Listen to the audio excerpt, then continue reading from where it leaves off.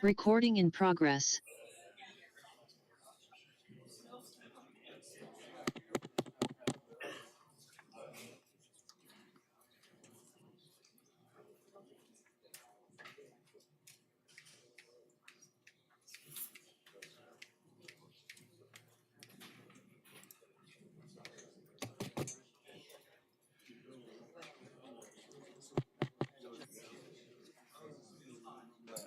Thank you.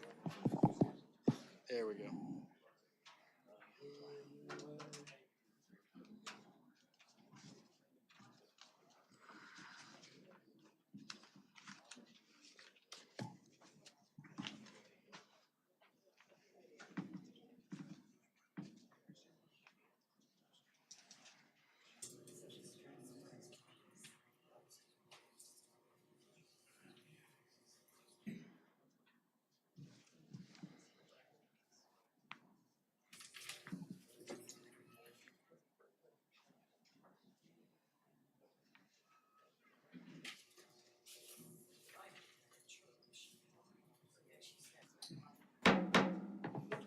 Good afternoon. Good afternoon. Thank you. My name is Brian Fry, and I'm the chair of the Wichita Area Planning Commission. I'd like to call the meeting to order for Thursday, September 26th. Thank you for our guests being here. We'll get started with opening announcements.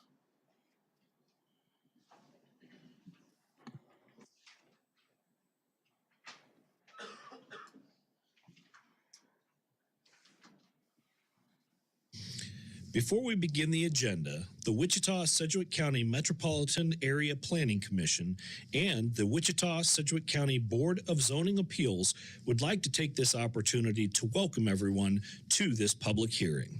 For those in attendance, copies of the agenda for today's meeting, the public hearing procedure, and planning department staff reports on all agenda items are available in the lobby. The Planning Commission's and the BZA's bylaws limit the applicant on a zoning, subdivision, or variance application and his or her representatives to a total of 10 minutes of speaking time at the start of the hearing on that item, plus up to 2 minutes at the conclusion of that hearing. All other persons wishing to speak on agenda items are limited to 3 minutes per person. However, if they feel that it is needed and justified, the chairman may extend these times by up to 2 minutes. All speakers are requested to state his or her name and address for the record when beginning to speak. When you are finished speaking, please share your name, address, and the case number on the sheet provided in the room. This will enable staff to notify you if there are any additional proceedings concerning that item. All speakers at the podium, please remove your face mask before speaking into the microphone.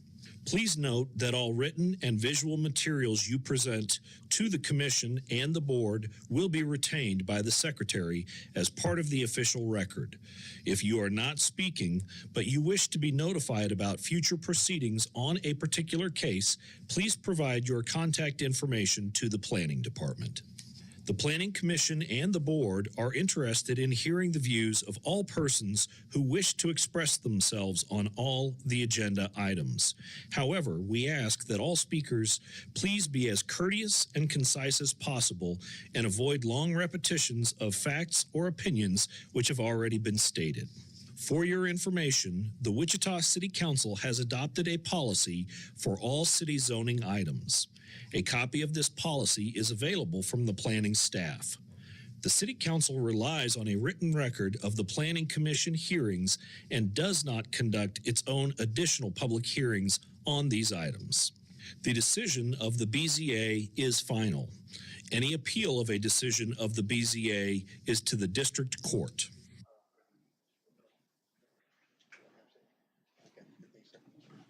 All right, next item on the agenda is 1.2, roll call. Yes, sir. Fry. Present. Mater. Here. McKay. Here. Dool is absent. Bill Johnson. Present. Blick. Present.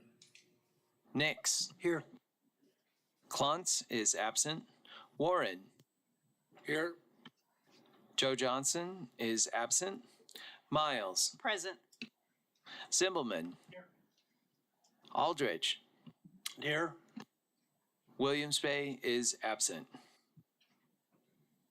Sir, I show 10 members are present and 4 are absent. Thank you. Next item is item 1.3, approval of the prior MAPC meeting minutes from September 12th. I show absent Mr. Mater, Mr. Blick, and Mr. Nix. Move to approve. We have a motion to approve by Commissioner Miles. Do I have a second? Second. Second by Commissioner Warren. Any discussion? Seeing none, all in favor say aye. Aye. All opposed, same sign. Motion passes unanimously Opposed. with 1, 2, 3 abstentions. Thank you. Next item is determination of MAPC consent items. So we will go through these items to see which ones we can approve on consent. First one is subdivision 2.1 sub 2024, number 32. It's a final plat for Silverleaf Acres at West 45th and North 167th. Is the agent or applicant present? There is. Is there anyone present on the commission that would like to hear this case? Seeing none, is there anyone in the public that would like to hear this case? Seeing none, we will move that to consent. Move we approve 2-1. Second. We have a motion from Mr. McKay and a second from Mr. Nix. All in favor say aye. Aye. All opposed, same sign. Motion passes unanimously. Item 3, public hearing for vacation items. We have one item, number 3.1, vacation 2024-42. This is generally Elizabeth Avenue, lots 14 and 15 at South Elizabeth Avenue and West 50th Street South. Is the applicant or agent present? Out in the hall. Okay, thank you. Is there anyone from the commission that would like to hear this case presented? Seeing none, is there anyone from the public that would like to have this case presented? Seeing none, we will move this to consent. Do I have a motion to approve? So moved. We have a Second. motion from Mr. Bill Johnson and a second from Commissioner Miles. All in favor, please say aye. Aye. All opposed, same sign. Motion passes unanimously. On the public hearing, we have three cases. Number 4.1 is a conditional 2024-151 for an accessory apartment generally located at 127th Street East and East 53rd Street North. Is the owner or applicant present? Present here. Is there anyone on the commission that would like to hear this case? Seeing none, is there anyone from the public that would like to hear this case? Seeing none, I will move this to consent. Number 4.2, it's a PUD 2024-14, a zone change request in the county at approximately North 2nd Avenue and the East 119th Street South, Mulvane influence area. Is the owner or applicant agent present? Seeing yes. Is anyone on the commission that would like to hear this case? We have one and two. So is there anyone from the public that would like to hear this case? Okay, be ready to speak when it's time, okay? We will hear that case. Item 4.3, Zone 2024-42. This is a zone change request in the county, generally located at South Meridian and 55th Street South, Hayesville area of influence. Is the applicant or agent present? See, present, thank you. Is anyone from the commission like to hear this case? Seeing none, is there anyone from the public that would like to hear this case? Seeing none, we will move that one to consent. Hear a motion. Motion to approve 4.1 and 4.3. Okay, a motion to approve 4.1 and 4.3 and a second. The motion is made by Mr. Blick and the second was made by Mr. Bill Johnson. All in favor of the motion say aye. Aye. All opposed, same sign. Motion passes unanimously. Okay, on our next item on the agenda is recess to the Board of Zoning Appeals agenda. This is item 1.5. On that agenda, our first item is approval of the prior BZA meeting minutes from August 8th. And I have absent at that meeting, Mr. Bill Johnson, Mrs. Cindy Miles, and Mr. Bob Aldrich. Do I have a motion to approve? Motion to approve. Second. A motion by Commissioner Blick with a second by Commissioner Nix. All in favor say aye. Aye. Opposed, same sign. Abstains? Abstain. Abstain. We have a motion, approval of 7-0 with 3 abstains. Is that what you have? Thank you. Item 2 is BZA 2024-00058. It's a variance request on North Rock Road and East Mulberry Street. Is the applicant or agent present? Yes, thank you. And we will be hearing this case. And just as a heads up, it will require 8 affirmatives to pass. That is our policy. So just as you know. Mr. Etherly. Yes, Ron. thank you. Once again, Brad Etherly, Senior Planner, MAPC. This case is BZA 2024-00058. For this case, the applicant is requesting a variance on SF5, single-family residential zone property, to reduce the required rear setback from 20 feet to no more than 10 feet and 6 inches. The .204 acre property is generally located north of East Mulberry Street and within 1,000 feet of North Rock Road, located at 8216 East Mulberry Street. The applicant is wanting to increase the size of an existing deck, which would encroach into the required rear setback by 9 feet and 6 inches.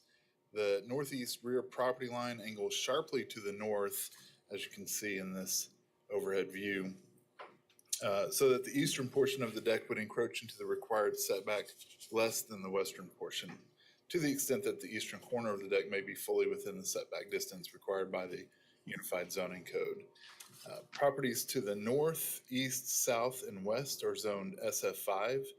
Properties to the northwest and south are all developed with single-family dwellings, while the property to the east is developed with a golf course. A little bit of case history. On May 29th, 1986, the subject site was platted as part of the Willow Bend First Edition, and there are no other zoning cases associated with this site. So we'll get into the 5 criteria for granting a variance. Number 1, the request is unique to this property and was not created by the applicant. The applicant states that the lot layout of the property is unique as it is essentially a corner lot, which is bordered by the golf course to the east, and the property to the north faces the rear of the property. Typically, traditional lot layouts back up to each other and necessitates the 20-foot rear setback.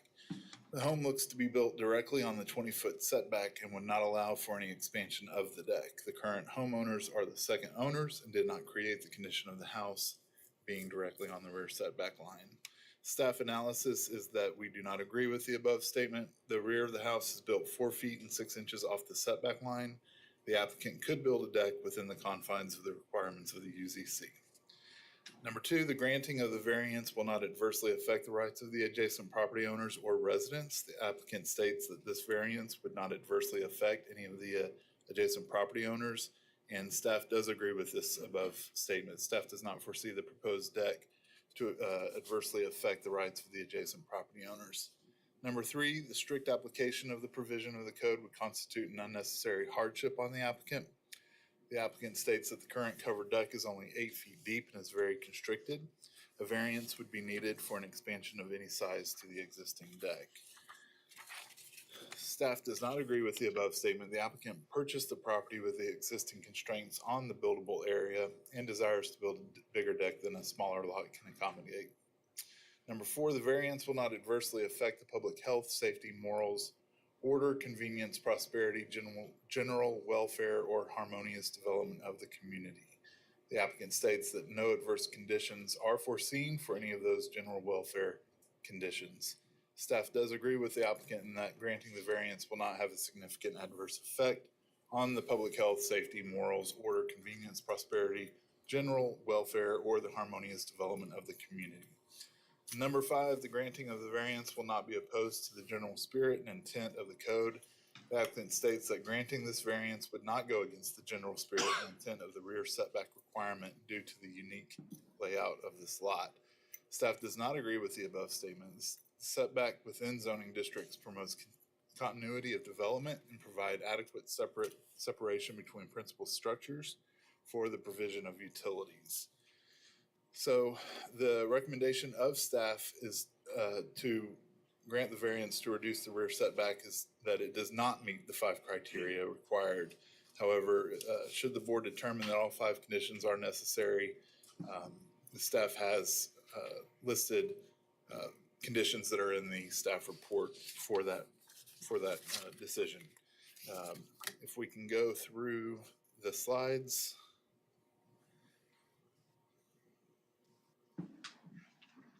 This is the future growth map area. Next slide, please. This is a site plan for the deck and the property. You can see that this angles out sharply on the northeast corner there, so that this portion of the deck would more than likely start to be within that setback, but it's really this portion on the west side of the deck that is in question. Next picture.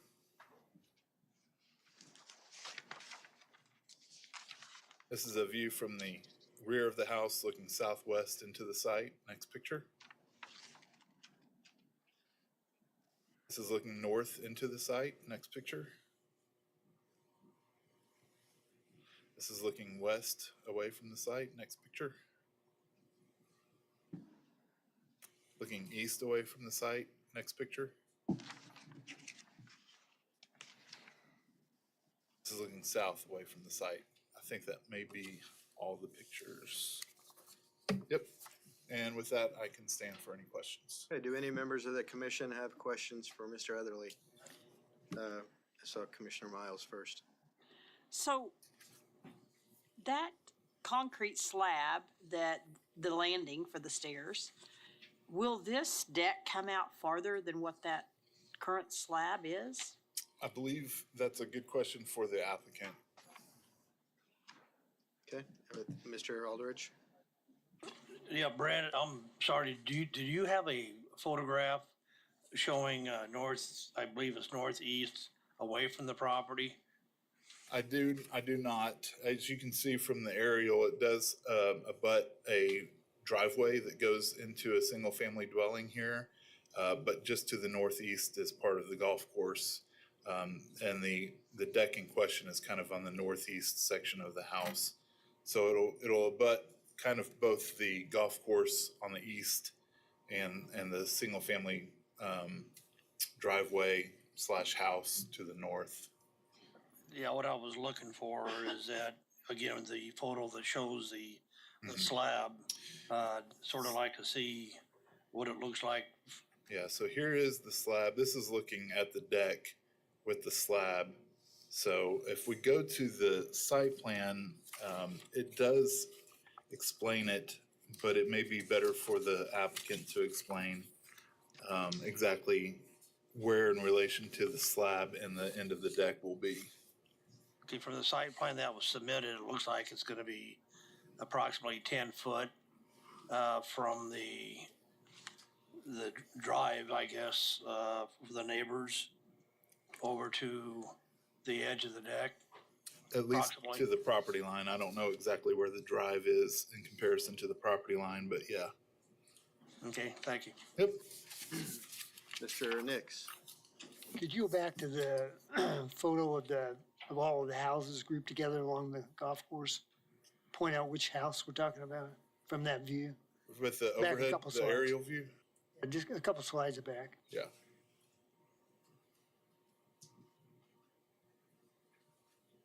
Go another one. I think we're looking for the aerial view.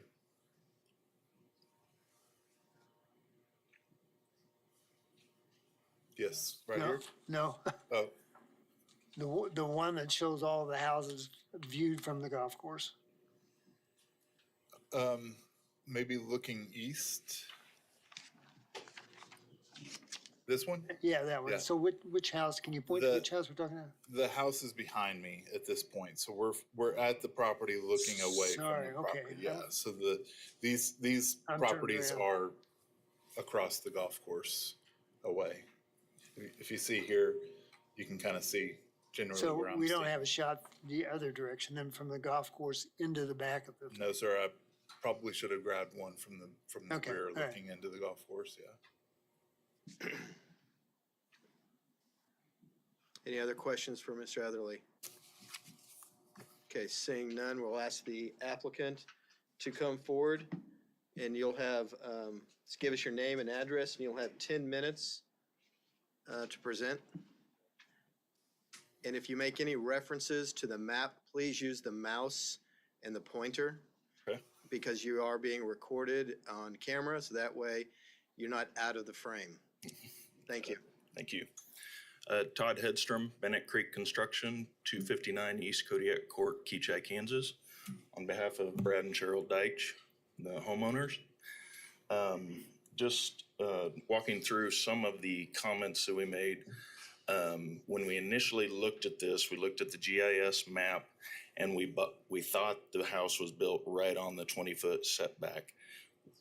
With good advice from Brad, we were able to actually locate the lot pins and identified that the house is 24 feet 6 inches off of the rear lot line.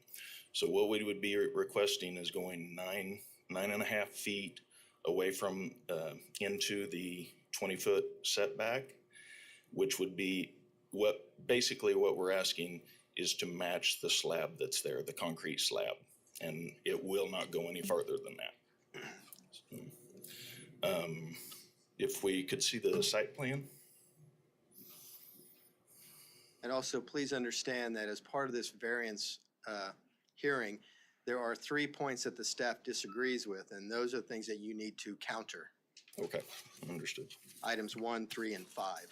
So if you can be specific to those points and why you should be granted the variance, that will help streamline things. Yep, thank you.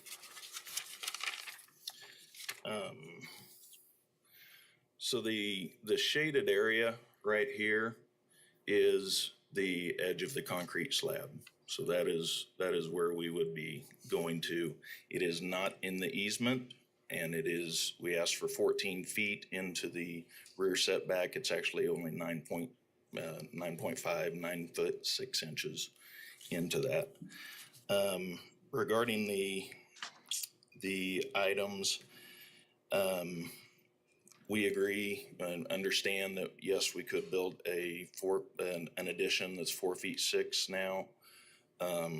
For addressing item 1, it would still be a pretty small deck, for what the homeowners are requesting and would like. Yes, I mean, we've talked through that, we understand that, and we understand we are requesting a variance to what it actually says. Item 2, I think, was agreed with. Item 3, that resulting deck would be 12 foot 6 inches deep with the covered portion. So it'd still be a fairly small deck, and they would definitely like something much larger, if at all possible. Item 4, I think, was agreed with. And then item 5, I believe, is the lot layout of this lot. It is completely open to the east with the golf course, and the unique layout with the property to the north. The driveway is actually facing their backyard. So in that light, it's not a traditional back-to-back rear setback that we typically deal with. So.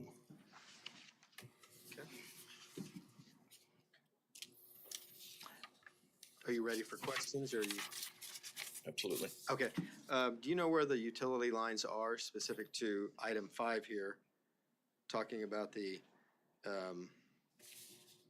principal structures for the provision of utilities. Have you located the utility lines? We have not had any locating done. We're just going through the process. Okay. Assuming that we would be out of the easement. When one of the shots, we see a box of some sort. It looks like an electrical box. I just didn't know if you knew where those lines went. Yeah, that's actually, I don't know if do we have the detailed, that shot? I think it's next to last photo. Yeah, there it is.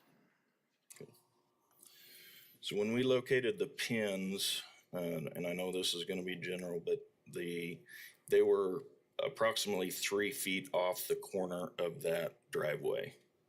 So this utility box, I believe, is outside of the actual lot line, much less the easement. So. Any other commissioners have questions for Mr. Hedstrom?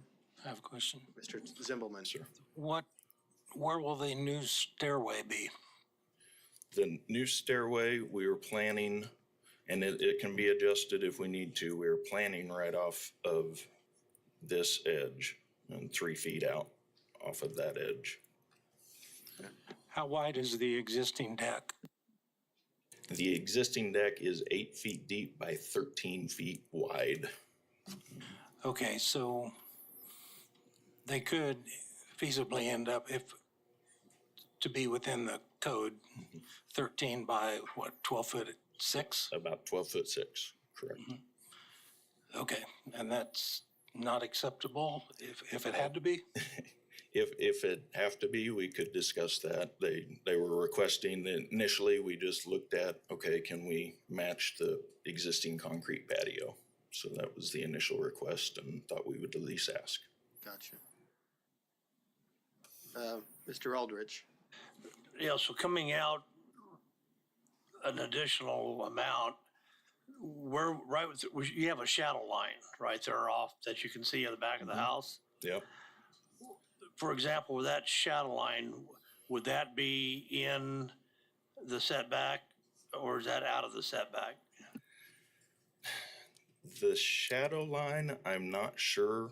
I obviously don't have any distances of that. This edge of the slab is actually about 10 feet out from the house, and what we're planning on is just using, going right up to the edge of that and cutting back, of course, digging the piers properly and everything else, making the edge of the deck would be 9 foot 6 inches. And would you protrude anywhere more toward on the house towards I'm gonna say the north, because I'm not quite sure. Toward this, No, the other, going the other direction, yeah, right in there. No.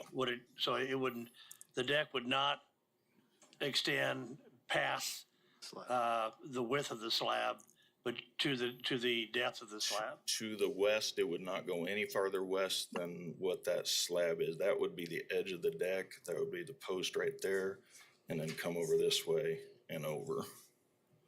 If I'm drawing that properly.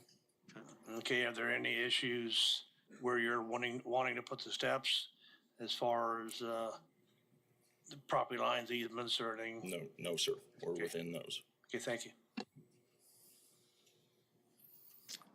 Mr. Warren, Is there a homeowners association in this area, and do they have any say as to what can be done in this? There is, and I don't know if you've had. They're informed of it. Yep, they're informed of it, and the initial response was positive, and it looked like a very nice deck plan, and just to let us know once we got through this process. okay, any other questions for Mr. Hedstrom? Yes, Mr. Lemater. So once you get through this process and it'll be presented back to the homeowners association. So if they have a problem with it, if the neighbors have a problem with it, they could stop it. Yeah.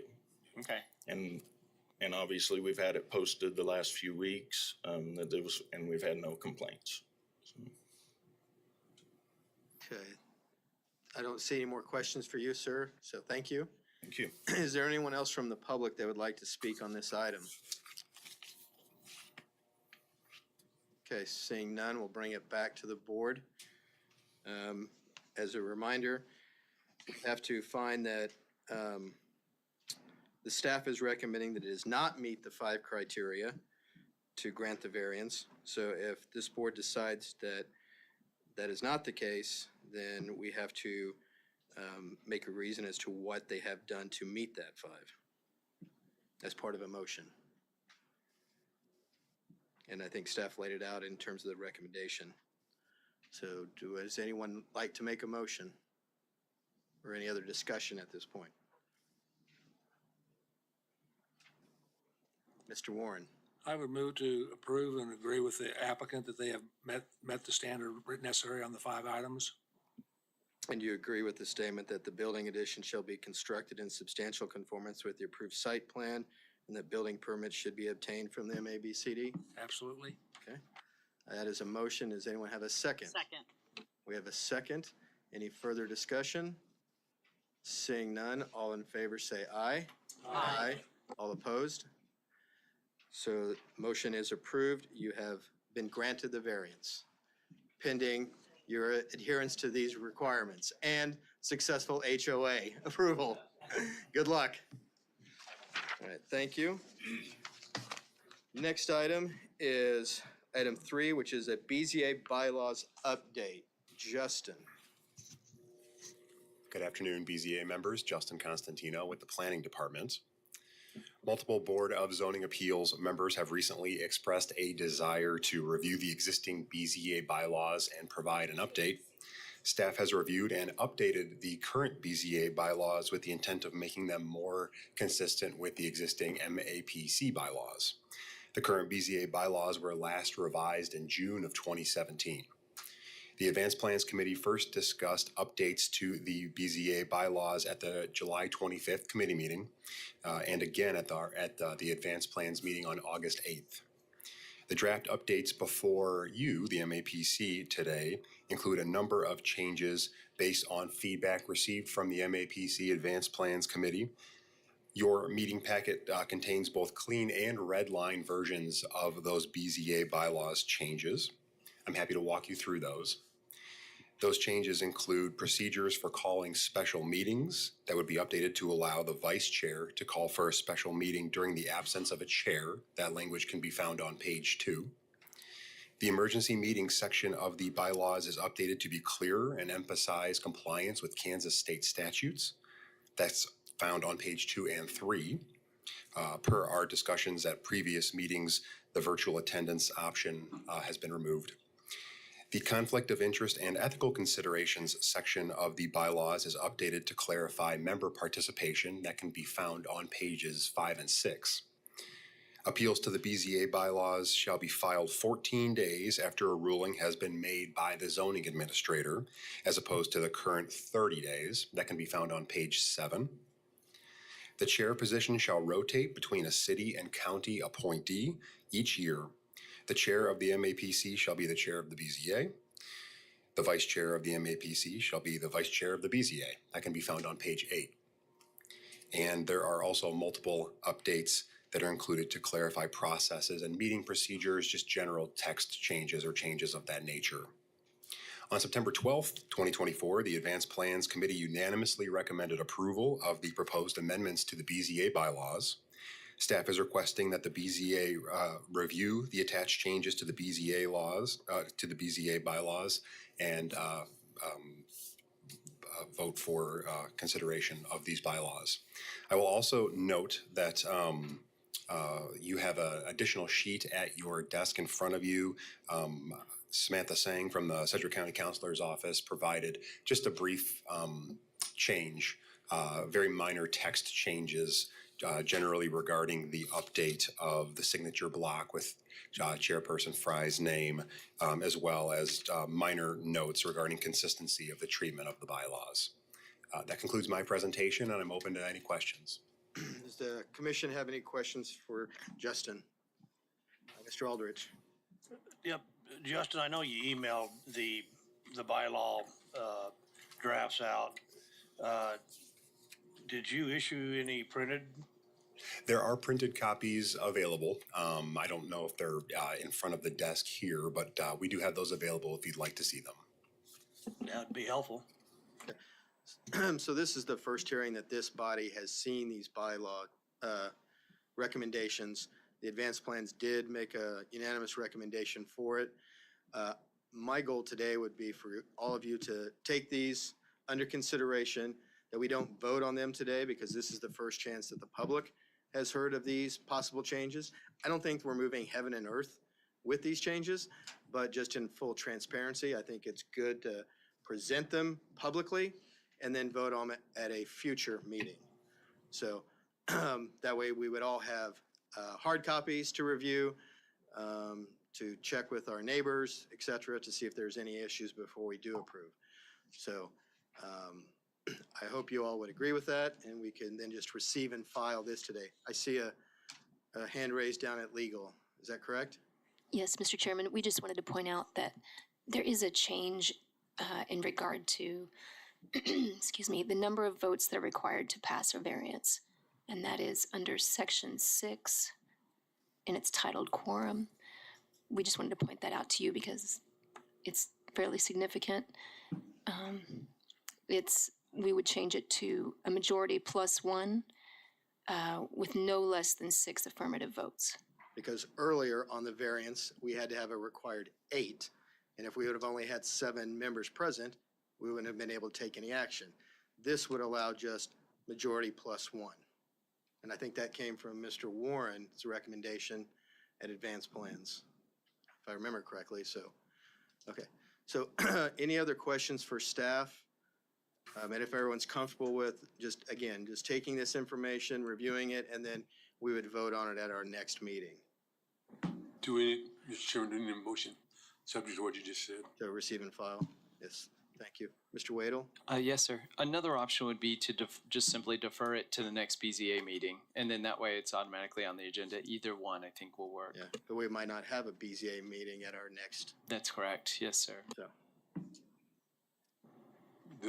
Do you want a motion to defer until the next Sure. PC meeting? That'll work. Okay, so moved. Second. We have a motion and a second. Any questions, comments? Seeing none, all in favor say aye. Aye. All opposed, same sign. Thank you, Mr. Costantino. Thank you.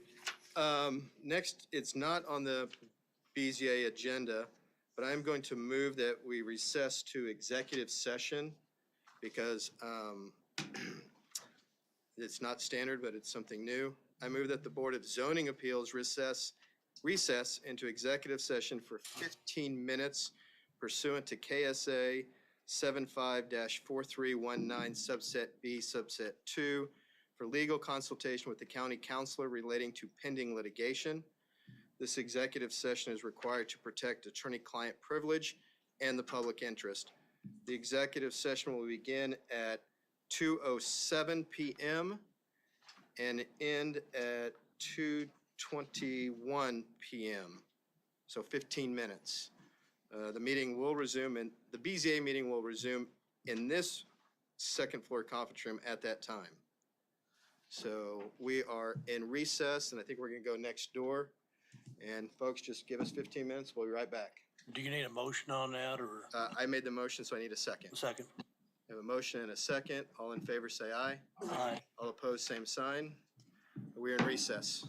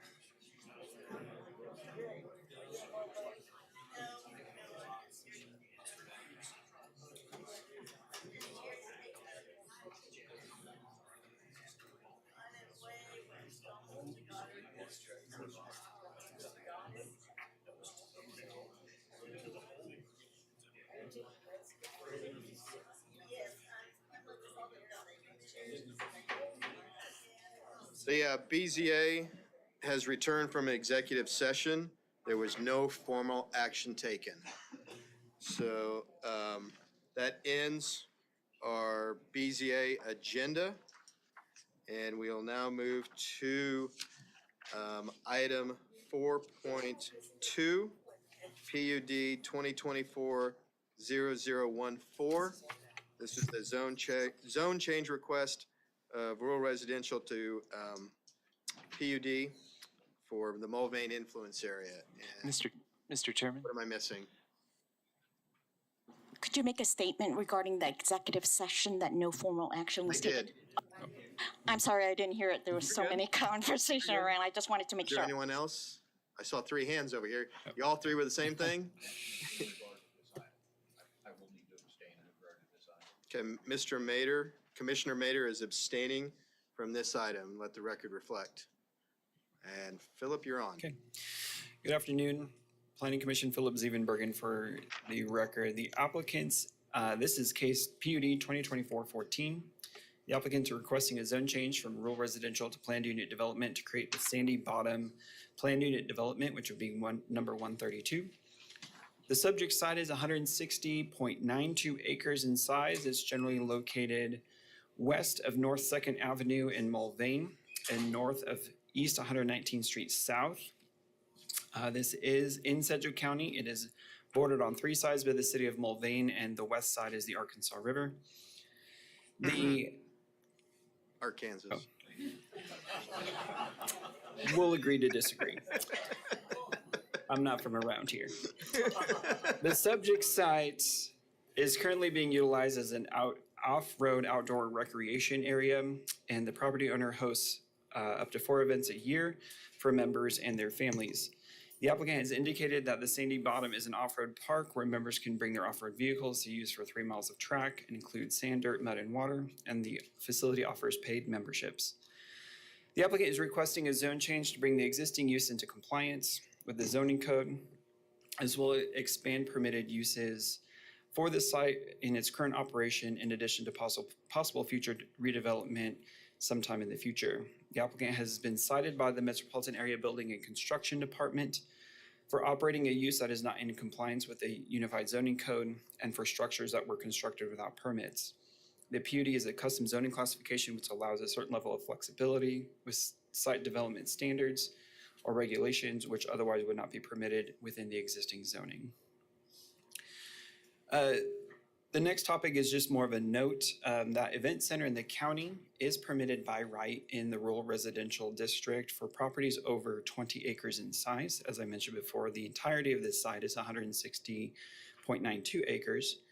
In order to operate an event center in the county, they would have to adhere to supplementary use regulations 3D, 6, and N of the Unified Zoning Code, which generally have requirements for building and fire codes regarding occupancy, sanitation, life safety, and other applicable codes, has a parking requirement, surfacing requirements for drive aisles, stormwater and drainage reviews, setbacks and access and sign requirements, licensing and site plan approval, and that all buildings associated with the event center, as well as the toilets would be at least 100 feet from any property line. And so that's kind of just a note, because they do hold events on the site right now, so they possibly could be in compliance if they meet all of these things. Regarding the PUD and its proposed text, the PUD would permit uses as allowed in the limited industrial district, except for the following. There'd be no cemetery, correctional facility, correctional placement residence, limited or general, reverse vending machine, marine facility, monument sales, pawn shop, secondhand store, sexually oriented business, recycling processing center, or vehicle storage yard. The PUD would also allow residential uses anywhere from single family to multifamily, as long as they're in accordance with subdivision regulations.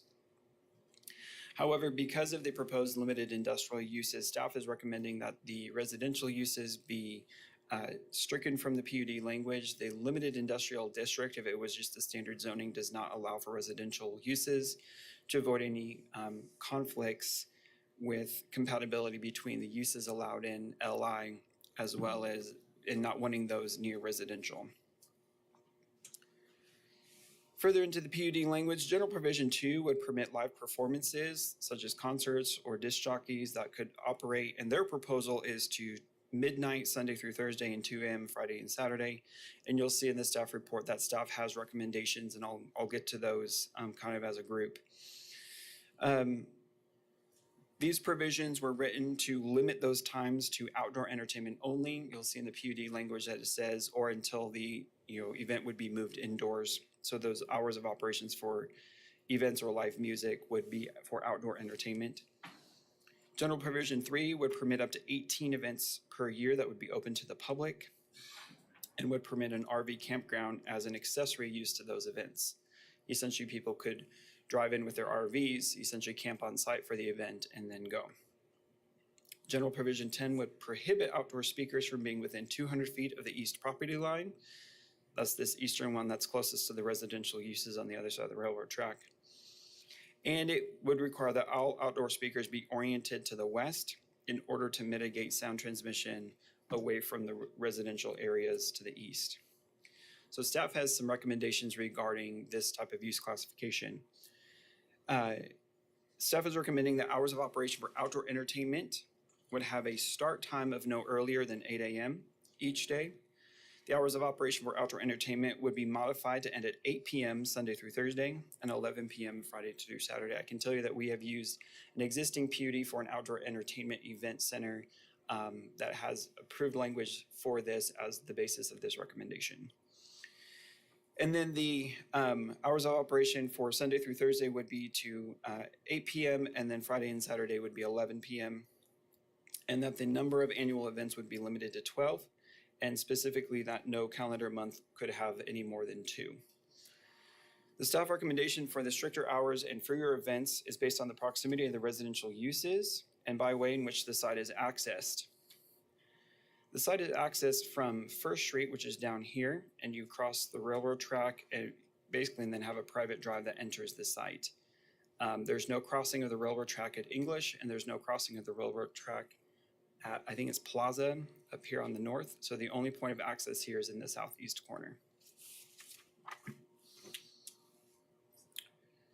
This requires that anybody coming into the site has to traverse through the neighborhood to get into the site. There's no formal street or anything like that. There's kind of a gravel drive, but it's not necessarily anything formal. That does traverse along the west side of the railroad track from down here on the County Line Road.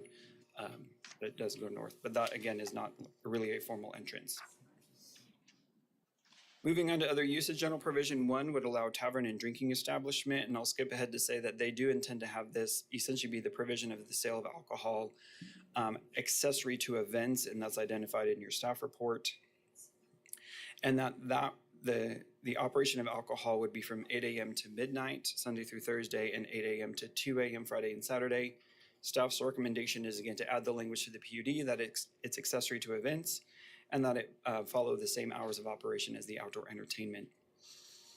General provision 4 would permit recreation, entertainment outdoor, which would bring into compliance the existing off-road recreation park.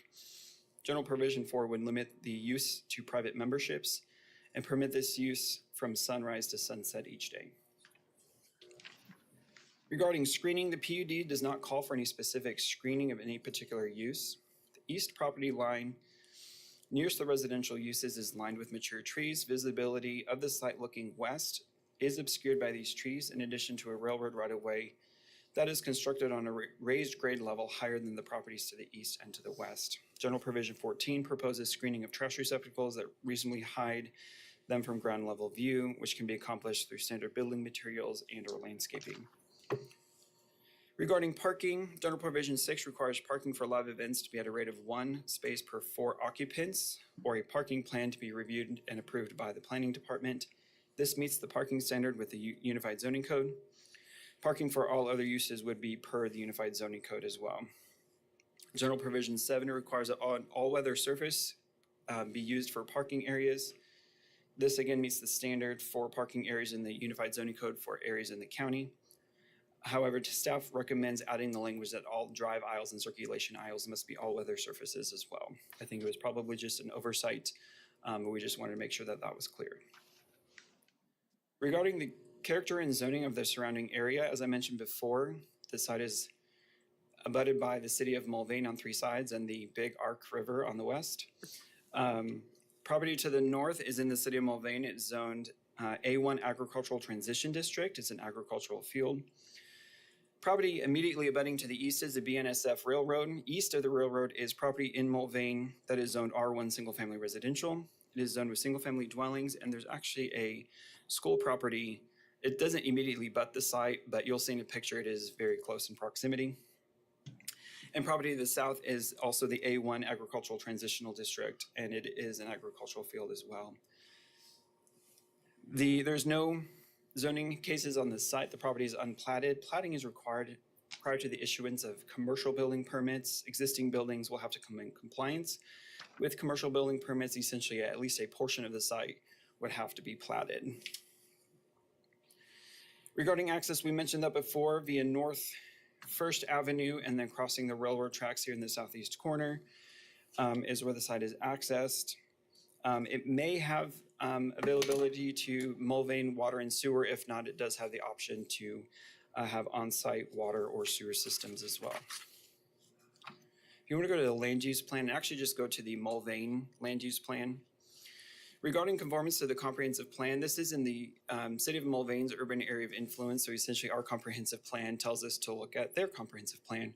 So when staff did this, this is their Mulvane's 2013 to 2023 future land use map. It identifies the property, which is here, as potential industrial for the majority of the site. And then on the other side of what could be a future roadway, if it's ever constructed, is public or semi-public land along the river. The plan identifies a possible future street connection that would essentially bypass K15 around the heart of Mulvane down to K53 on the south. The western area is part of the Ark River floodway, and you can see with the blue hatching that there's some floodplain on the side as well. This does make development tricky when it comes to being able to develop in the floodplain. So when it comes to a recreation park, that kind of lends to the ability to do that, just because when you're dealing with floodplain, there's a lot of steps when it comes to actually building buildings and being able to fill or move dirt around in that area. Essentially with Mulvane proposing it for possible future industrial development, they're anticipating that this site could have higher intensity uses that could have possible negative impacts on surrounding properties such as dust, noise, light pollution, and odor, depending on whatever use would go in there. The current use of the site as a recreation is appropriate considering the presence of the floodway. As I mentioned, proposed use for the site as an occasional live events could generate possible negative impacts such as increased traffic on local roads for the neighborhood, light pollution, and noise. The site is large enough that these possible negative impacts can be mitigated through restrictions in the PUD text, which require approved site plans for each live event showing that the event is not immediately adjacent to residential areas, hours of operation for the live events, and orientation of sound amplification systems away from residential uses. Overall, staff is recommending approval, and a bunch of our recommendation boils down to the Mulvane Comprehensive Plan, identifying it for industrial uses in the future. There is modified text for the PUD that I've explained through the staff report. It's just in detail in the staff report if you have any questions about that. A couple of the conditions of approval, which are subsequently codified in the PUD text, state that the applicant shall provide site plans for review and approval prior to any event, and that all existing and new buildings shall obtain commercial building permits, and all plating requirements shall be met prior to any live event taking place. If we want to skip ahead to the site pictures, try to go through these fairly quickly. I'm on the east side of the railroad track looking west toward the site. These are portable storage containers that are kind of used as screening. For all I know, they're storing items in there as well. But this is looking west towards the site. Next picture.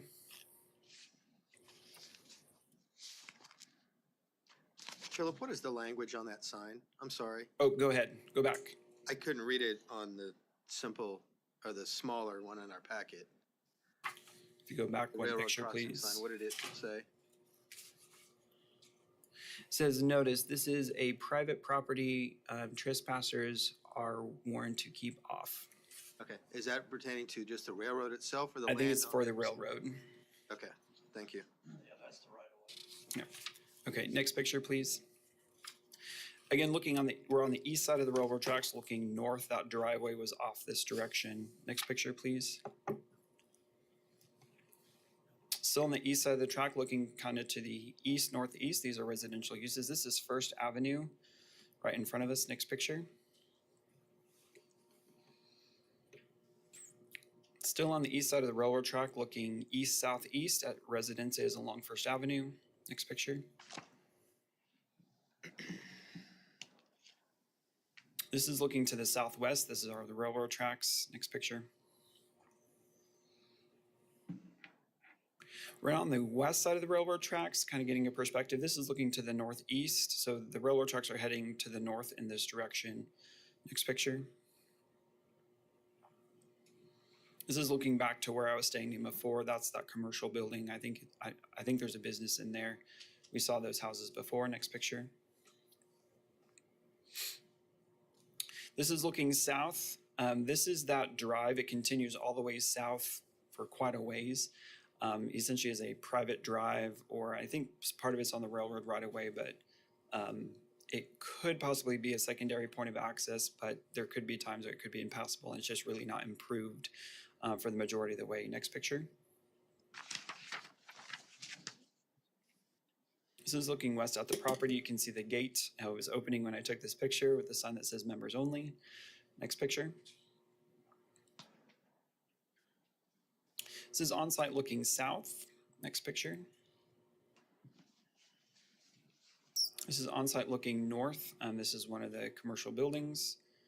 Next picture. This is looking to the southwest. This is the gate on the other side of this portable storage container.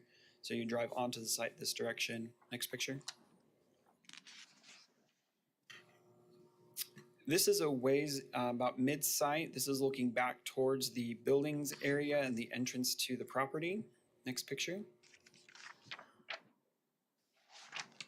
This is looking to the east. At the eastern property line, you see the mature trees, but you can also see some of the houses on the other side. Next picture.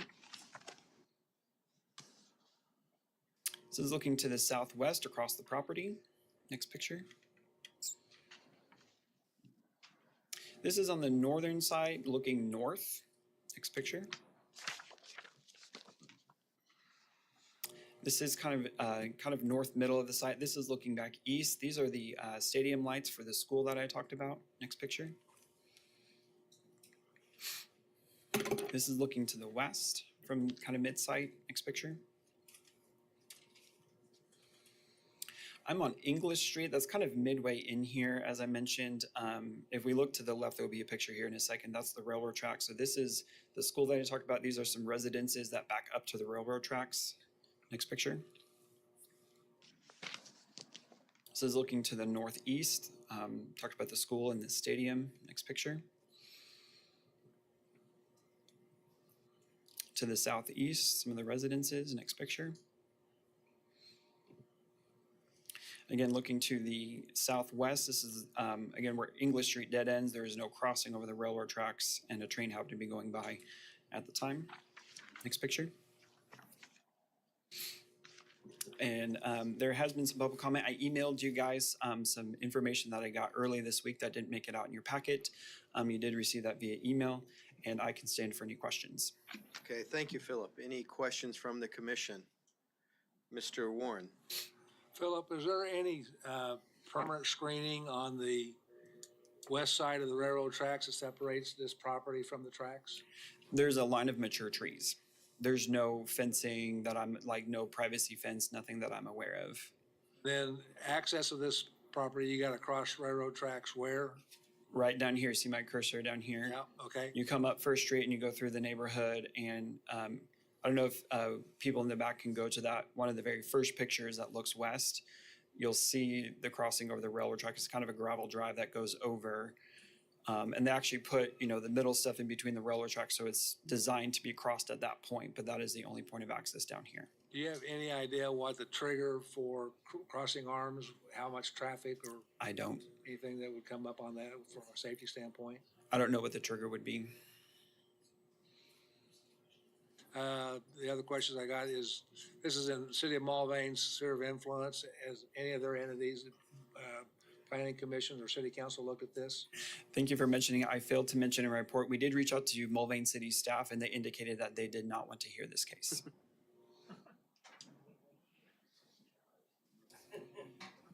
Mr. Blick? Hey, Philip, I have a question about the events on a PUD. Do we normally restrict them to 12 events, like weddings and venues that we've done in the past? Or is it just usually hours of operation? It's usually hours of operation, just a case-by-case basis. Staff looked at it as, based on information received from the applicant of saying they do up to 4 right now and then proposed 18. We felt that was a large jump. 12 seemed appropriate with possibly 1 event a month. But if they were to hold 2 events per month, that means certain months would not have an event, just trying to minimize some of that impact of jumping from 4 to 18. Awesome, thank you. Did staff define event as part of that? It's defined in the PUD as like concerts or disc jockey, or, you know, it's not related to the outdoor recreation. It would be the public events as defined in the PUD. Okay. So just a gathering to go ride vehicles is not considered an event? No, that's part of the recreation outdoor. Okay. Thank you. Mr. Zimbelman? Did you guys reach out to the fire department about their luck of only access in here over a railroad track? The city of Mulvane, part of their comment when they responded back that they didn't want to hear the case, said that there's public safety folks do have concerns about the access. That's as far as that went. Understanding that through the plating process or even the requirements to hold an event, you know, access has to be reviewed. So knowing in order to bring the existing buildings into compliance, they have to get building permits, which requires plating, and access is reviewed during the plating process as well. And would that be a Sedgwick County Fire Department, or does Mulvane have their own? I believe, like most jurisdictions, they have a joint agreement. I don't know the actual agreement or the setup, but from the conversation I had with city staff, it sounds like they at least would probably be the first ones on scene, given its location, whether it's a Mulvane City Fire Department or Sedgwick County. Yeah, I just don't know if Mulvane has their own fire department. I don't know.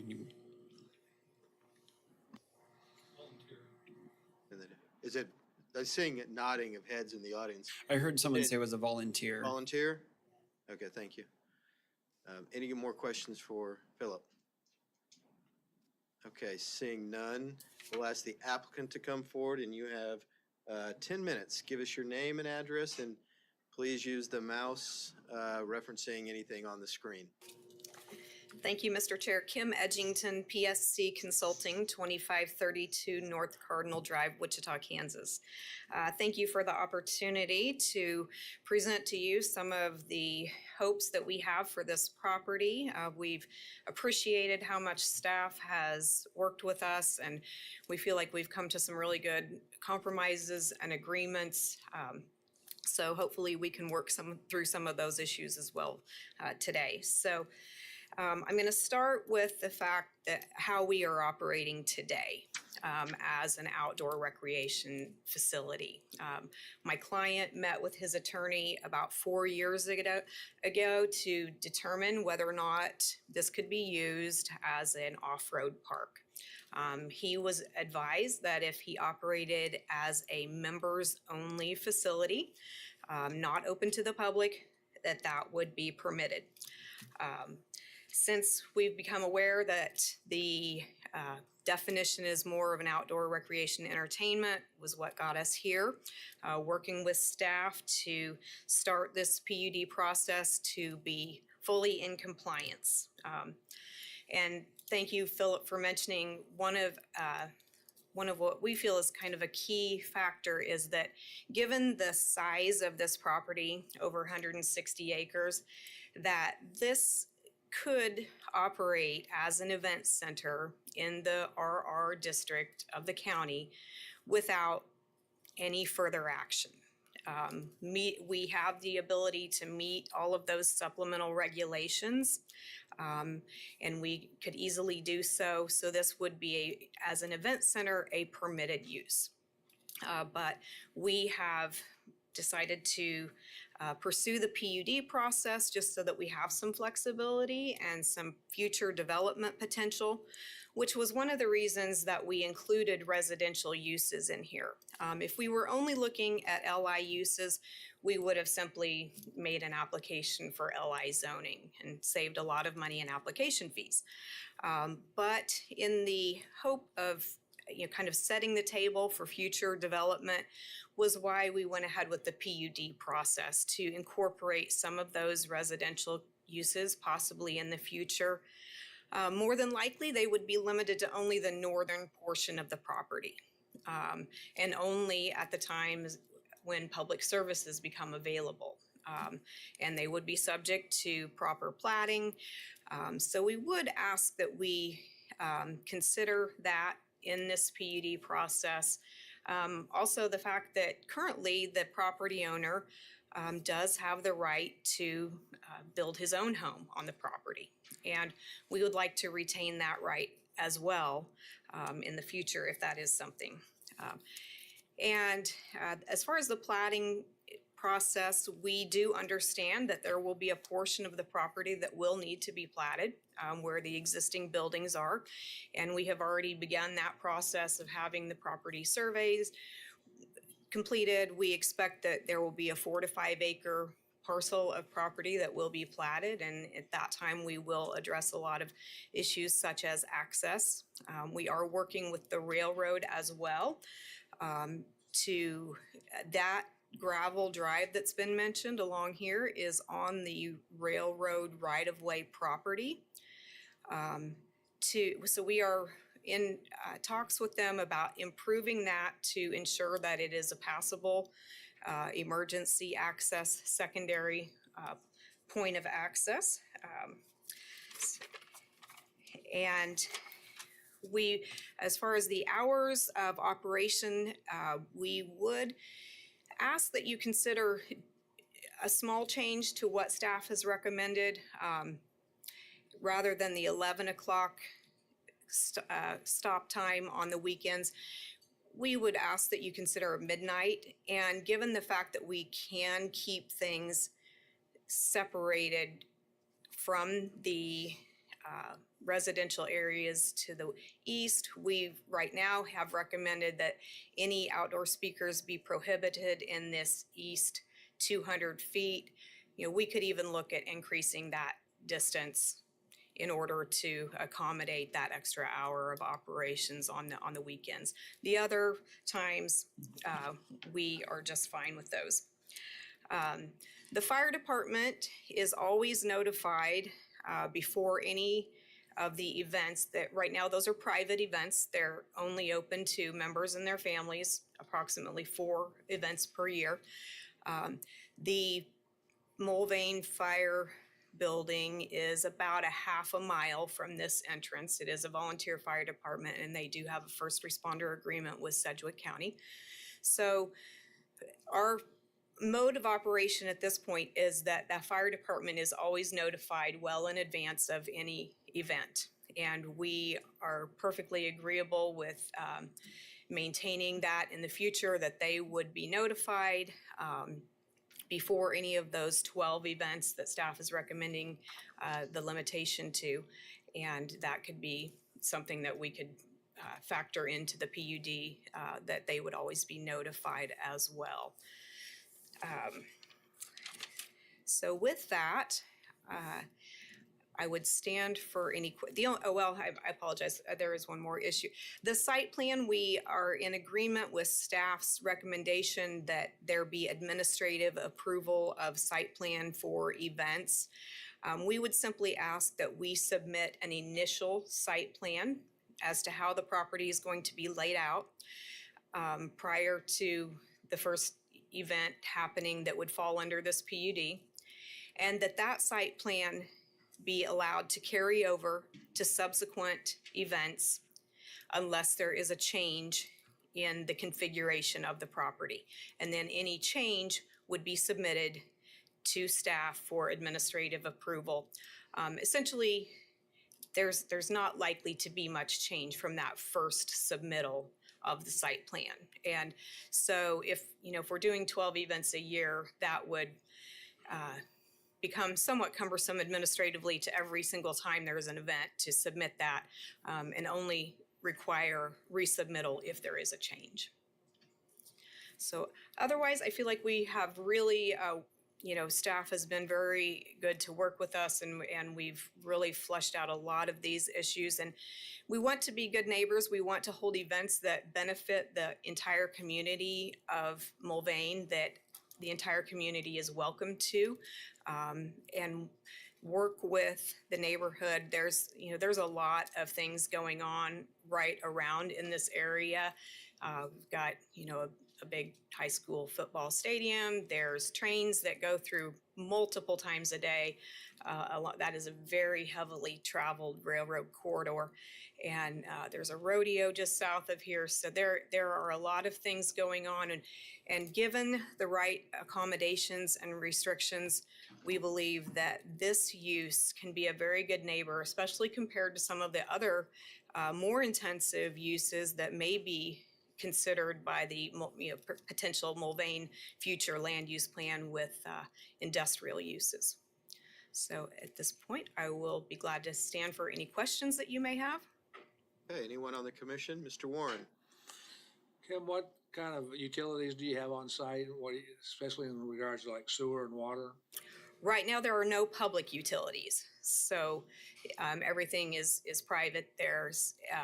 So we anticipate if there were any area that were appropriate for future residential, it would be right up in here because of all of the constraints we have with floodway and floodplain, and this would be the most likely area that we would be able to serve with public utilities. But there is electric and sewer to the site? Yes. Okay. No sewer. There is electric, okay. Yes. No sewer at all? No. So they're just using outhouses? Right. Okay. So if there were future commercial buildings that would go through the permitting process, there would be provision for on-site sewage systems. Gotcha. I think Mr. Aldrich was next. Thank you. You mentioned, actually I got a couple of questions, but you mentioned residents to build for the homeowner. So are you, or the property owner, so are you looking at just one home, or are you looking at a subdivision? Well, that's the distinction. If the current property owner were going to build, he would probably want to build somewhere near where the other existing improvements are on site. Future residential development, again, would most likely occur up in this area. So if, you know, if that is addressed in the PUD, we could kind of put those limitations as far as the owner's residence versus any future residential. Okay. And also regarding the access to the property, how much of the railroad right-of-way is being utilized by the applicant now? Just the crossing. I know the question was brought up about controlled there. Most of the crossings in this country are non-controlled. Right. There's very few that are controlled. It's not uncommon, especially along this corridor. There are multiple crossings that are all uncontrolled. Yeah, and this is the main line for BN. So trying to get, I know you said you're working with them on the right of way, but that's good luck. They're tough to deal with. If the secondary access where that gravel road is doesn't require crossing the railroad tracks until you come down here. So where there's a crossing here, or it's hard for me to see it. But I know that the railroads, whether they're a class one or regional or local railroad, they don't like anybody on their property, period. Right, and liabilities.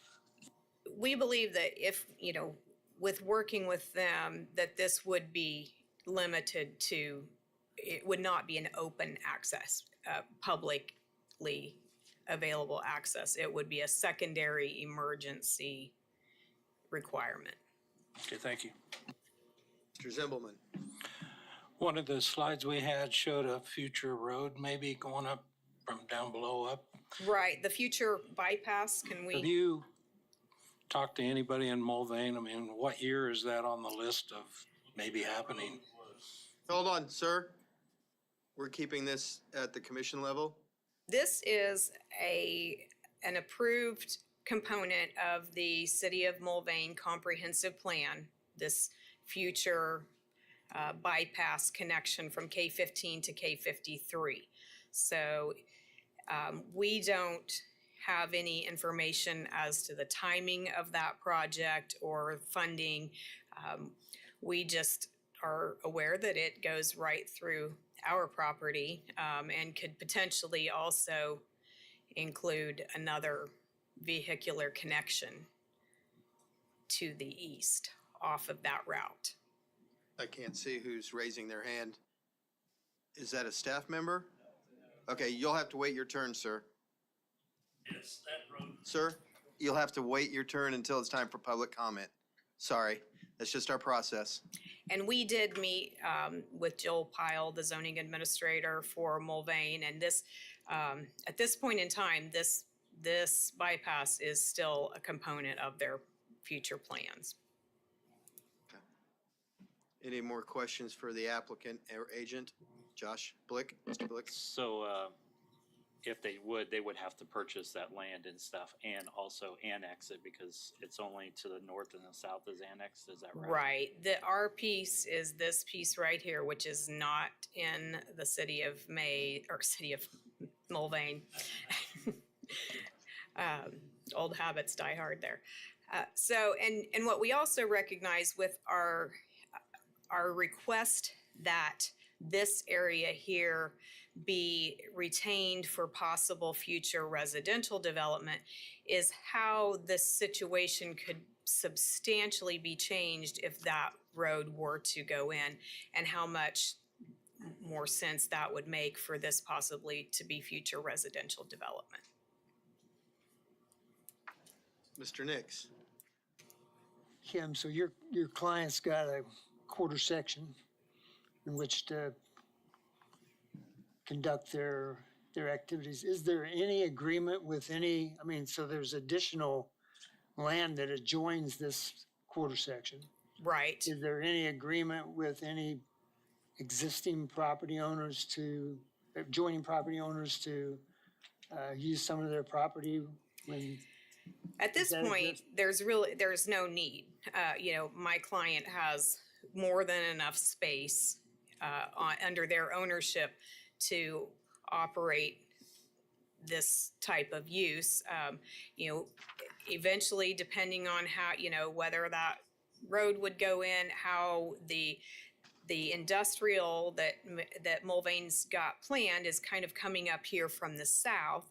So there are adjoining property owners that may be more likely to lend that to industrial development than to something related to this use. back on the recreational side, so, the river's basically dry.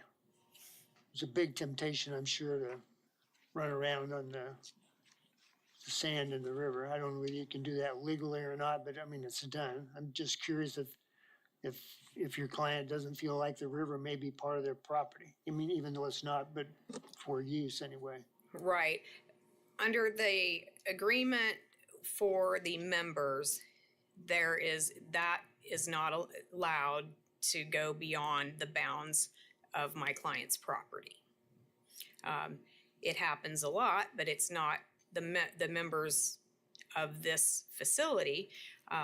There's nothing to stop people from coming from the north or the south to access this property through, essentially the riverbed.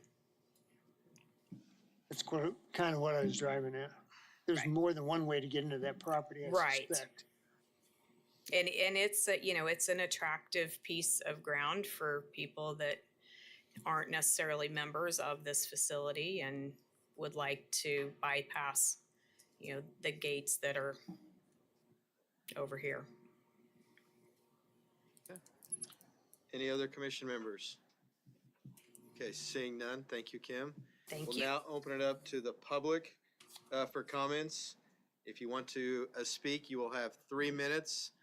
Please come to the podium, give us your name and address, and this is your opportunity. So anyone from the public? We'll go her first, and then you can be next, sir.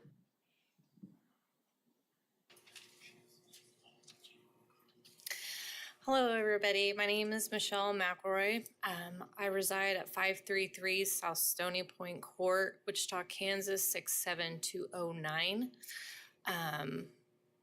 I am representing Sandy Bottom, and I just think it's imperative for everyone in this room to know Aaron. His heart is so huge. His dreams and goals are so huge, and he gets fulfillment and happiness when he thrives on seeing other people enjoy something like this, to get away from all the hustle and bustle that's going on in the world today. And I think mental health is very important right now for a lot of us. And so for Aaron to provide a place for people to go and enjoy their families and get off the internet and be able to meet other people and just have an environment like that. I'm very supportive of him and his dreams, and I really just wanted you guys to know that he is such a kind person, and he puts others in front of himself, and he just has a huge heart, and I'm so proud of him, and he makes me happy. So thank you. Thank you. Any questions for the speaker? Seeing none. Thank you, ma'am. Next.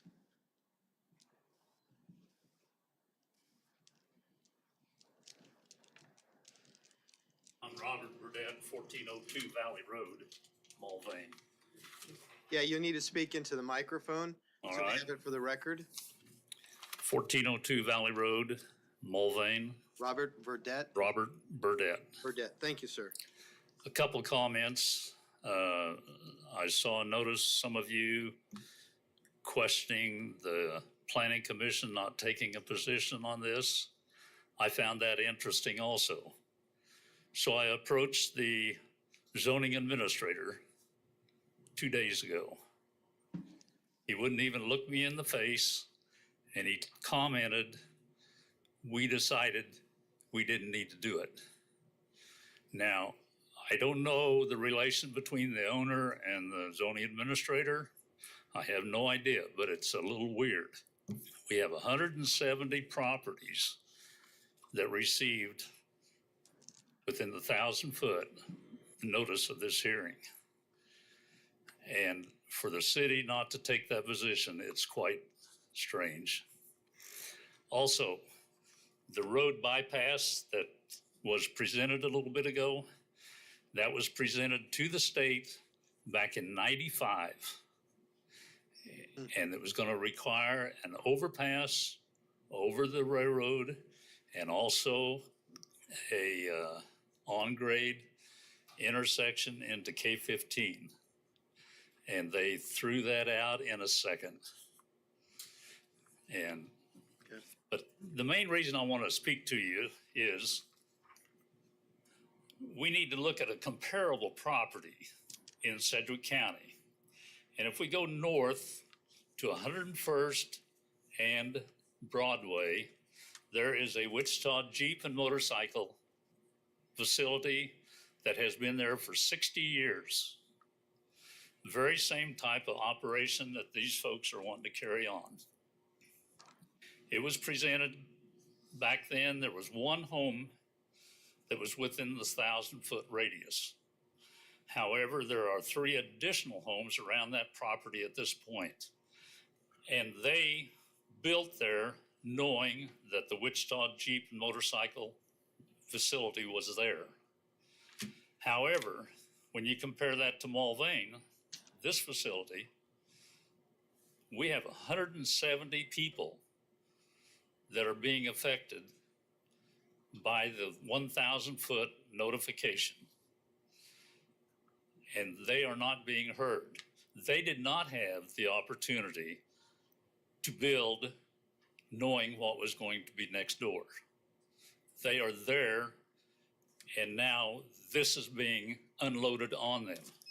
Hey, sir, your time is up, but I'm going to give you 1 more minute since you gave us information related to the highway that we needed. So can you wrap up in 1 minute, please? Yeah, I'll finish it right there. There's a lot of things going on under the table, it looks like. Appreciate your comments. Thank you. Sir, you may have a question. Mr. Burdette, can you come back? Can you point on the map where you live? And Use the mouse. Okay, I have Hold on. this property right. We need to use the mouse so it can be recorded that map. for the video. Yeah. Okay. Yeah, I live right here, and we have all this property to the river. And I think there's one advantage. They should have probably got this way before they ever started this project, a zoning change. However, we all know what their actions are now because we've all experienced it. I have experienced them trespassing on my property with their off-road vehicles. We used to be able to take grandkids to the river, walk on the river. Now you don't do that. All right. Thank you, sir. Thank you. I'm done. No, you're good. All right. Next speaker, please. How many other speakers do we have? Raise your hands. Okay. Just be ready to go when we call. We want to make sure we get everybody heard. And I'm going to be watching that clock for everyone. So just Works to be fair. for me. Debbie be Pryor, 3911 East Funston, Wichita, Kansas. I'm also a member of the District Area 3 Advisory Board. Just wanted to put that out there. And I'm here in favor of Sandy Bottoms, okay? In Mulvane. I've loved Jeeps all my life, and I didn't know about the other place that you mentioned, but I did find out about Sandy Bottoms last year during the toy run. They do amazing events that help the community, and they are a family, not only a business, but a family. And you go in there, my Jeep broke down. I didn't know anybody. They all volunteered to fix it to get me on the road. Instead of saying, oh, just call a tow truck. The train, I waited for a train for 30 minutes to go in there. No big deal. I wanted to be there, so I'm willing to wait. He had set up the RV that night so that if people did partake in spirits, they weren't out on the road. I think that's responsibility. Okay, and revenue. This brings revenue in the community. I wouldn't go down to Mulvane to the co-op and buy my chicken feed if not for Sandy Bottoms. I go down there to do both. Okay, I can buy here in Wichita just at probably cheaper, but I like to go down there to support Aaron and his dream. Plus, it's part of my dream to see the place. Now, I don't go out and tear up my Jeep because I have an old one, and I just go down there for show and just to look and watch everybody else. They put on a firework display this year, and it was phenomenal. Nobody got hurt. And when you guys talked about the porta potties, it's not a little bitty porta potty. He brought on site an air-conditioned bathroom for men and for women. It was awesome. Okay, so he does provide things that are needed for us. Mulvane has the small town community mindset. I used to live in Mulvane, okay, so I know. And I lived on the other side of the river on 107th Street in that development. My parents were the second people to develop out there. So it's always been a small town, close-knit community. It's hard for you guys to let people in, but this will bring revenue into your town. It will also bring people wanting to buy homes in there. It's all good for Mulvane. You just got to look at the bigger picture and not the smaller one about the noise and everything. Because, the noise is going to be 12 times a year. There are people that have noise every day in my neighborhood, and I don't call the cops on them. I don't do any of that. And I guess my question would be, has the police force been increased to handle anything that Aaron's done wrong? Have they had to increase? And with that, his economy, he will create jobs with it too. Every event's going to need more people. And the Jeep people are going to... Thank you. Time is up. Thank you. Any questions for Ms. Cryer? Seeing none, thank you. Next speaker, Thank please. you.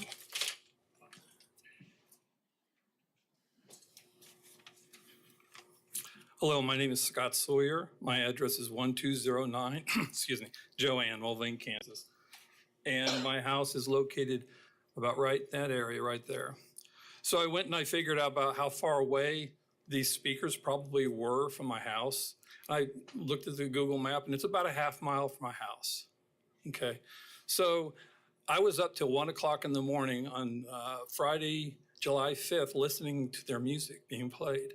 They weren't very good stewards, I thought, by doing that. And I called the Mulvane Police Department and say, hey, can you do something about this? They said, no, it's not in our jurisdiction. So if they're saying they're good neighbors, that's something I'm really questioning. And by putting in this time limit of when they can do it, who's going to enforce that?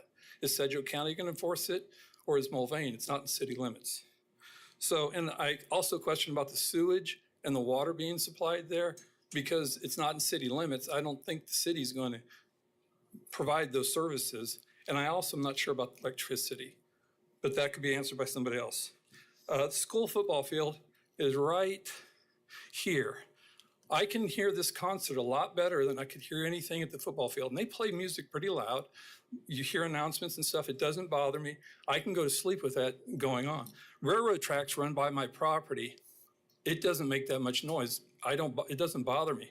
That concert was going till 1 o'clock in the morning, and I could hear it and I could not go to sleep. The traffic along here is a very narrow road. If you've ever driven along the 2nd Street right here, it winds around. There's vehicles parked on the street all the time. And they even have a sign on there say, watch out, children on the road. The emergency road, I don't think that's a feasible means of egress into there. So the only way getting in and out of there really is over the railroad track in that one location. And who's paying for the Mulvane City Department, the fire department, and the medical services if that's needed? It's the citizens of the city. It's not the people who are members of this outfit. And sorry, my voice is I'm not a very good public speaker, and that is it. So my address is 1209 Joanne, Mulvane, Kansas. My name is Scott Sawyer. Thank you. Any questions for the speaker from the commission? Right. Seeing none, thank you, sir. Next speaker, please.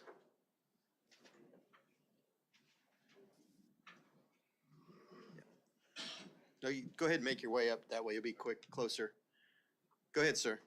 Hi, I'm Floyd Parks. I live at 207 West Collier, which is right, I can't really see from this location, somewhere around here. Okay. Let's see, this is 3rd Street, right here. So my concerns with it, like we said, we're hearing a lot of good stewardship and everything like that. Well, the only problem is it really hasn't been. They've really done whatever they want to. This hearing isn't about, hey, can we do this? This hearing is about, we've been doing it, and now we find out we're doing it outside the zone of what it's been actually zoned for. So, like they said, 12 concerts a year, but that's not the noise level, the complaints that we have in our neighborhoods. We're talking about modified vehicles that have modified exhaust. Some of them don't have any exhaust at all, and it's a racetrack. This photo is an old photo before they started their stuff. If you saw today's photo, there's like 60 trails out there. They go all the way down to the river. They go through the trees. This is an old photo. This isn't representative of what's happening in Mulvane right now. So I thought that was kind of funny. The one crossing is a private drive crossing. It's not a private drive crossing for his location. It was a private drive location for the neighbor.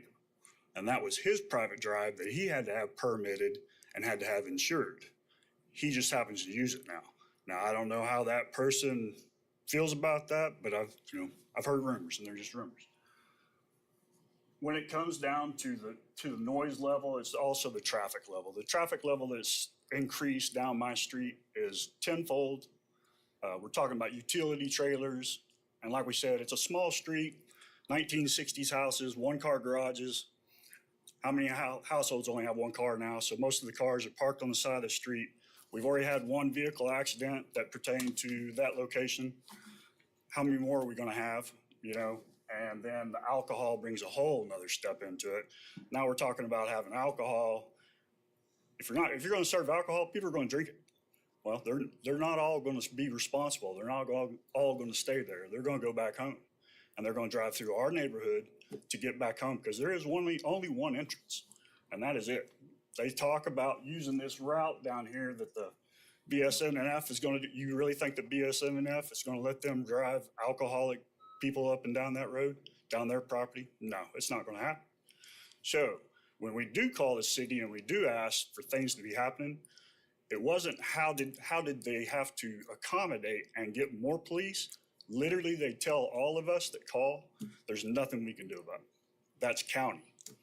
And so when we've gone and we said, well, there's gotta be something to do it, well, we can't do nothing. And that's what they've said the whole time.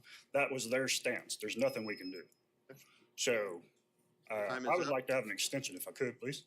Is it gonna be something new, or are you gonna repeat? Don't repeat anything you've already repeated. I'll give you 30 seconds. Go. Well, I don't know about the alcohol business. So I don't know on the alcohol how close that can actually be to a school system. So that was my next concern. Okay. Maybe legal could weigh in on that and provide an answer before you leave. Next speaker, please.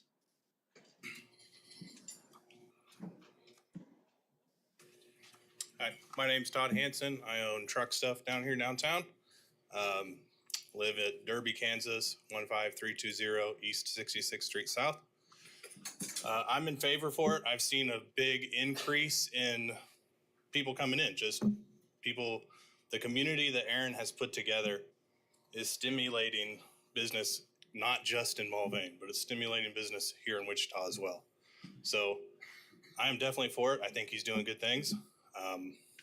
I know when I go down there, I eat down there in Mulvane when I go. So I'm stimulating business in Mulvane as well. So that's all I got. Thank you, sir. Any questions for the speaker from the commission? Seeing none, thank you. We'll move to the next speaker, please.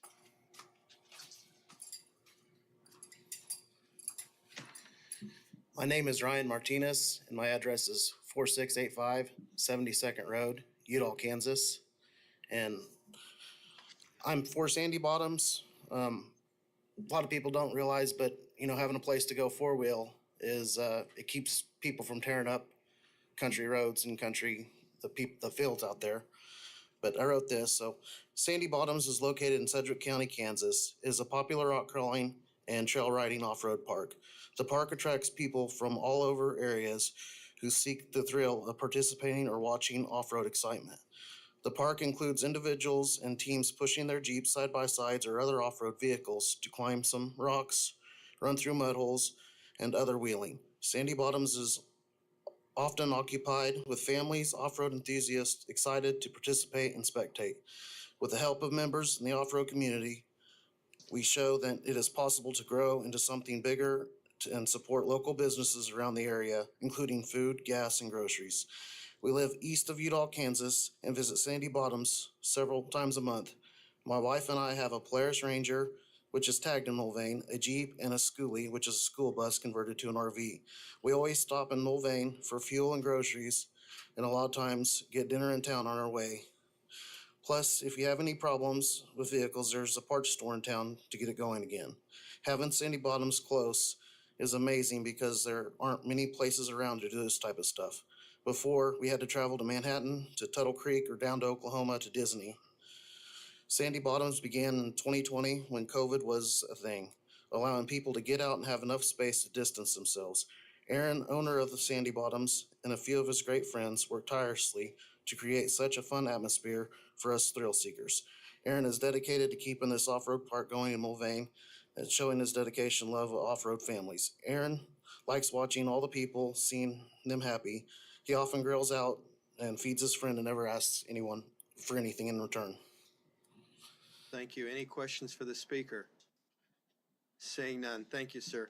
Next speaker, but before I get there, Mr. Parks, just to answer your question related to the alcohol use, staff's recommendation includes modifying general provision number 1 to make tavern drinking established accessory to live events when they are held, in addition to modifying the hours during which alcohol could be provided to match the hours of the outdoor live events, which is 8 a.m. to 8 p.m., Sunday through Thursday, and 8 a.m. to 11 p.m.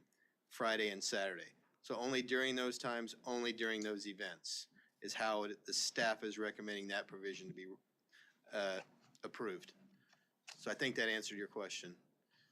Next speaker, please. My name is Cody Livey, Mulvane resident, 518 Park Avenue, down here where the mouse is indicated. I'd like to just reference the amount of people that did get notification within the 170 people affected within 1,000 foot, and how few people do have an issue with it. I'd also like to address the fact that this is not just a wild event. I attend it regularly. I help people regularly. To drive down to this event, like on 4th of July as mentioned, you'll see a line of people with canopies out, kids playing with toys, and it's just like a community. I refer back to kind of like the old days back in Georgia, before AC. Everybody sat on the front porch. It sparked everybody to camaraderie, to be communion with one another. Now everybody's got AC, so they're inside. This is a chance for people to come together as family, friends, and gain new acquaintances. And really, it's a good, wholesome, it's not just out bash vehicles, cause noise and trouble. And the mishaps that happen within town, if there have been any, could happen without this property in existence, doing what we do today. I don't feel like there's any negative effects. I only feel great benefits for the people that attend and the city of Mulvane for revenue. That's what I have. Thank you, sir. Any questions for the speaker? Seeing none, appreciate you, sir. Thank you. Thank you. Next speaker. I'm Christian Rawlson. I live at 229 Maynard Avenue in Hayesville, Kansas. The first thing, on the 4th of July, let's see where we're at here. They're complaining about traffic and saying there's one way in. Well, you come out right here, you can go this way, you go this way, you can go down each and every one of these roads. So there's more than one way in and out. Second, July 5th, he said the music was so loud and marked that date. Well, I just quickly zoomed through my pictures, and I was out there working that night, getting ready for 4th of July show. There was no speakers going. There's nothing going on but us working. I've worked out here time and time again with people that I've created friendships, families with, just connections you would never make anywhere else. That's all. Thank you, sir. Any questions for the speaker from the commission? Seeing none, appreciate your time. Next speaker.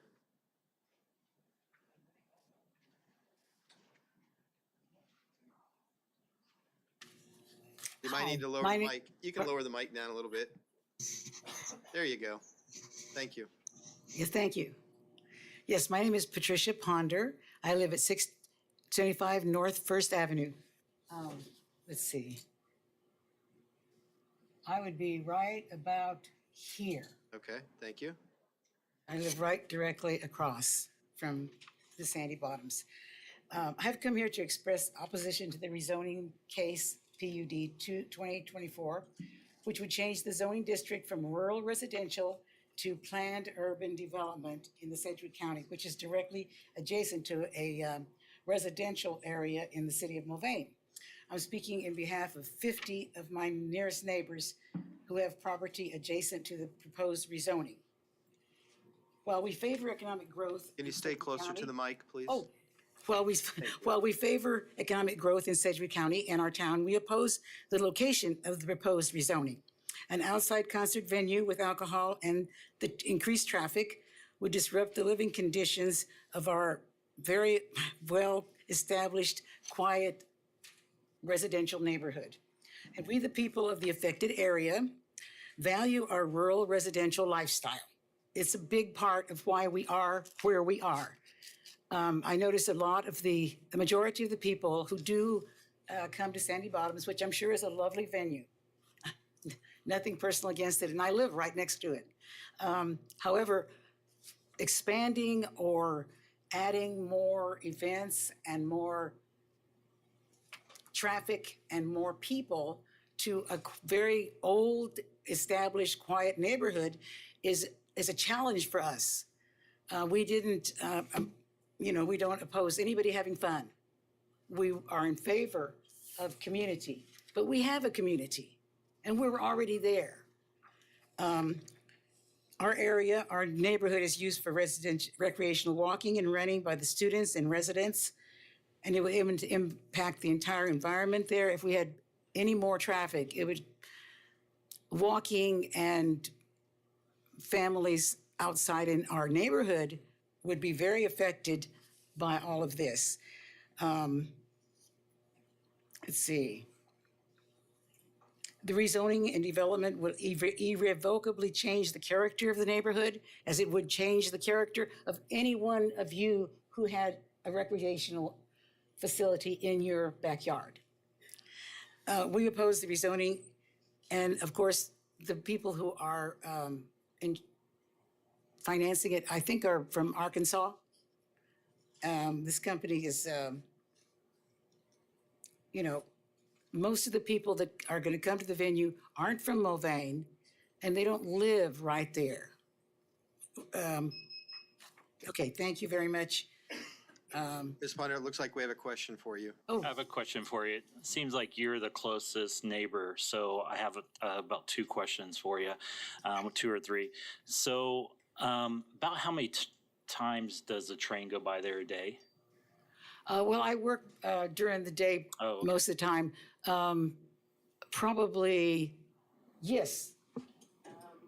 60 to 80 trains go through Mulvane every day. Okay. So about 60 to 80 trains Per go day. through, and it goes all hours of night and everything through Yes, there, they do. right there. And most of us are just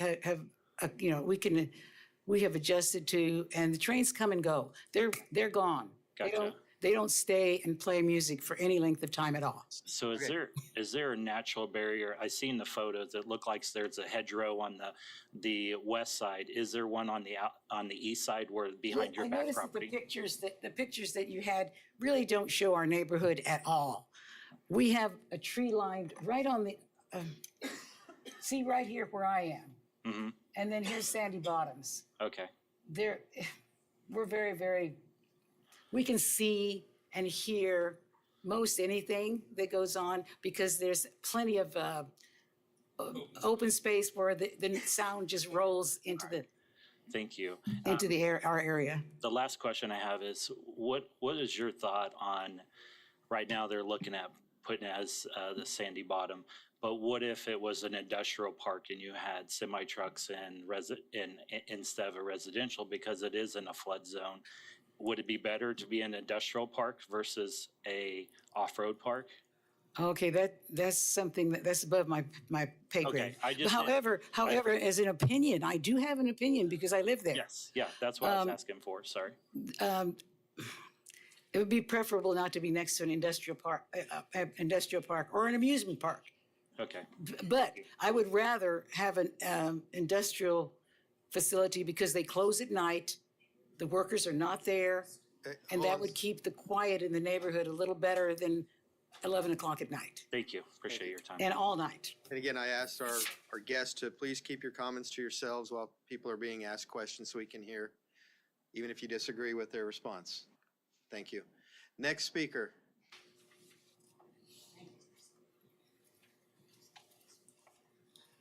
My name is Kendall Schultz. My address is 1042 North Armour. November 14th, 2020, Aaron called me and said, "What are you up to today? I want to show you something. Can you get a couple buddies and get your machines and come with me on an adventure? I'm going to show you something." Aaron took me down to his vision of Sandy Bottoms, a place where people of the off-road community could come together for camaraderie, not only to make new friendships, but to help each other, hear stories, have a safe place close to the Wichita Metropolitan area and surrounding communities. I know it was already said earlier, but other options for off-road motorsports typically are about 2.5, 3 hours away. With this being close to Wichita, we're within 20 minutes from Wichita, give or take. Other communities are even closer. It brings a group of people together that not only can have fun with this hobby, we also raise money for charities, Toys for Tots, just a few examples, countless other things. Going through the neighborhood is how I primarily get there. Seeing kids outside, they usually wave. It's no offense, some of the elder people, and we try to enforce driving slow if you go through the neighborhood. I think a lot of people try and generally come down 119th. If this access road was here, it would eliminate a lot of that problem in the neighborhood, and I feel like it would keep a lot of people in the community happier. But just my thoughts, just wanted to speak my mind. That's all. Thank you. Any questions for Mr. Schultz? Seeing none, thank you, sir. Next speaker. Any more speakers? Oh, okay. Looks like maybe 1, 2, 3. Okay. My name is Irma Klaus. We live at 1201 Joanne, very close to where Trish lives. And we moved there 50 years ago. That when the whole facility was new and being plotted. We bought a lot, we built a house, and we knew there was a school there. That was fine. We knew the football field was there. But like I said, we were there first. And so we probably wouldn't, I'm concerned about housing and the loss of our property values is what I'm concerned about. Not everyone likes that. It's fine. Entertainment is fun, and I'm glad for people who enjoy that. And yet, I just think we were kind of taken advantage of, without knowing it. And so I feel, there's people up our block. They're all young families. They work in the daytime. And to come here at 1:30 on a Thursday afternoon is not possible for them. And so I know a lot of them said, well, we'd like to go, but, we can't get off work. So I know I'm just speaking generally for the neighborhood. For 50 years, it was this quiet, nice neighborhood with a little Dillon store down on the corner and the school across the street. And it's been a pleasant place to live. And I'm not saying that I'm against I'm against the noise that it might create and the drinking. I'm worried about the alcohol. I know there have been problems like on the railroad tracks. I understand there was a car lift on the railroad tracks at one point. I guess I'm just kind of concerned about the drinking. If you can have all the fun with your vehicles, that's fine. But the music and the loud noise and the drinking does affect our neighborhood. So thank you, and I agree with Mr. Burdett. It was all there when we moved there. And then now everything is changing. And you know, we've just been there for 50 years and that's home. And the people that are coming to Mulvane and doing that, and you are in favor of it, and I understand that, but you are not from Mulvane. Most of you are from outer lying areas. And so that's just my concern about this. Thank you. I want to make sure, was it Klauslow? Is that was your last name? I'm sorry. Your last name? Klaus. Klaus, thank you. Any questions from the commission for Mrs. Klaus? Seeing none, thank you, ma'am. Next speaker.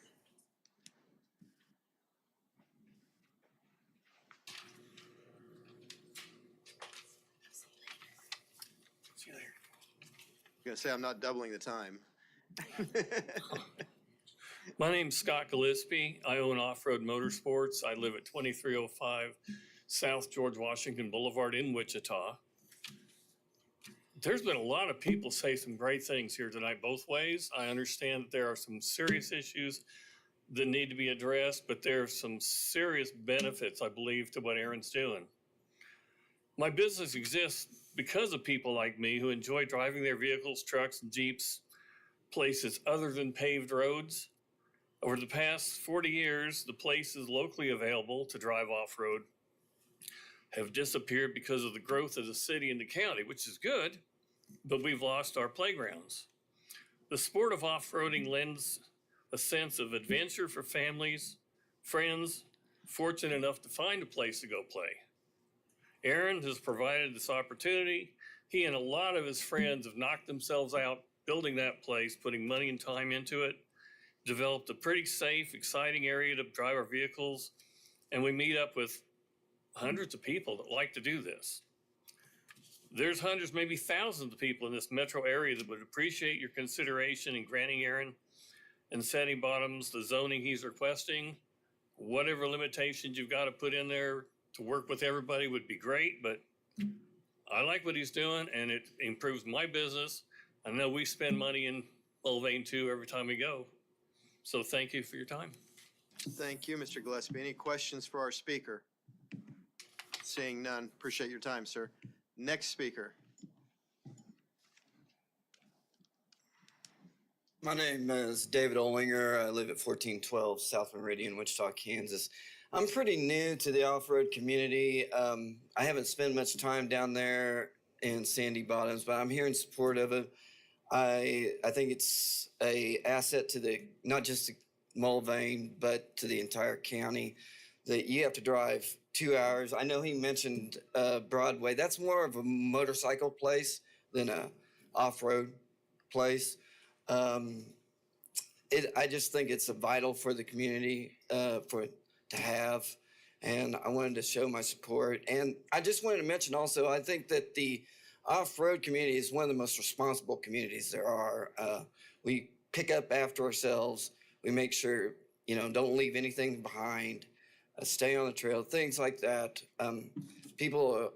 Most people in the off-road community are really good and responsible people.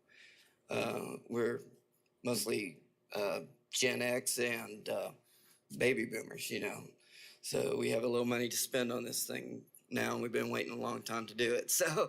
So this is an important asset to the community is the way I view it. Thank you. Thank you. Any questions for the speaker? Seeing none, thank you, Mr. Ollinger. Any more speakers? Oh, we got one.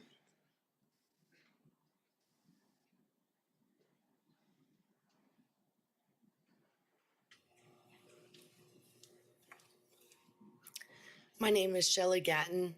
I'm at 20984 291st Road in Dexter, Kansas.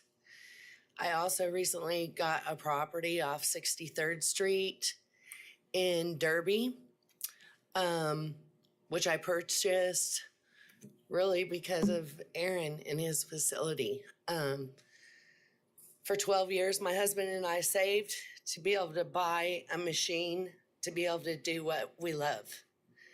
And I'm a 55-year-old woman, and this is what keeps my blood pumping, is being able to go out there and play in the dirt. We clean the river, we pick up trash. We spend our time on the weekends with our kids, not on computers, not on cell phones, digging in the dirt, bringing their tricycles, throwing up an easy up, cooking a few burgers. That's what we do. Aaron is very, very adamant on not revving your engine and going fast and being loud along the railroad tracks as you enter the facility. If you do, he will rip your rear end. So we are very, very respectful. Myself in general, in just the last year, have spent $175,000 of tax revenue that will go into not only Derby, but Mulvane. So I am definitely for Sandy Bottoms. It's my lifeblood, so I hope you guys are on our side. Ma'am, I didn't catch your last name, I'm sorry. Gatton. Gatton. Any questions for Ms. Gatton? Thank you. Next speaker. No more? Last call? Oh, one. You just made it in. My name is Tony Lynch, and I live at 12518 West Hartner Street, Wichita, Kansas. I've been in the Jeep community since I was young, very young, and as many people have said here, there's not really a place to go to that's close to Wichita. Aaron brought that to the community, and I don't want to, continue to keep repeating that, but I would just like to say that I'm also the vice president for the Wichita's Littlest Heroes, and that's for medically fragile children. And the Jeep community, as the off-road community, has helped, tremendously with a lot of charities, whether it be in Wichita, Mulvane, Kansas, and just in Kansas in general. And I think that having places like this for that community to come together, for my family and others, helps in those situations, as well as we're currently doing one for resilient warriors. And I think that those types of things should be taken into consideration as well.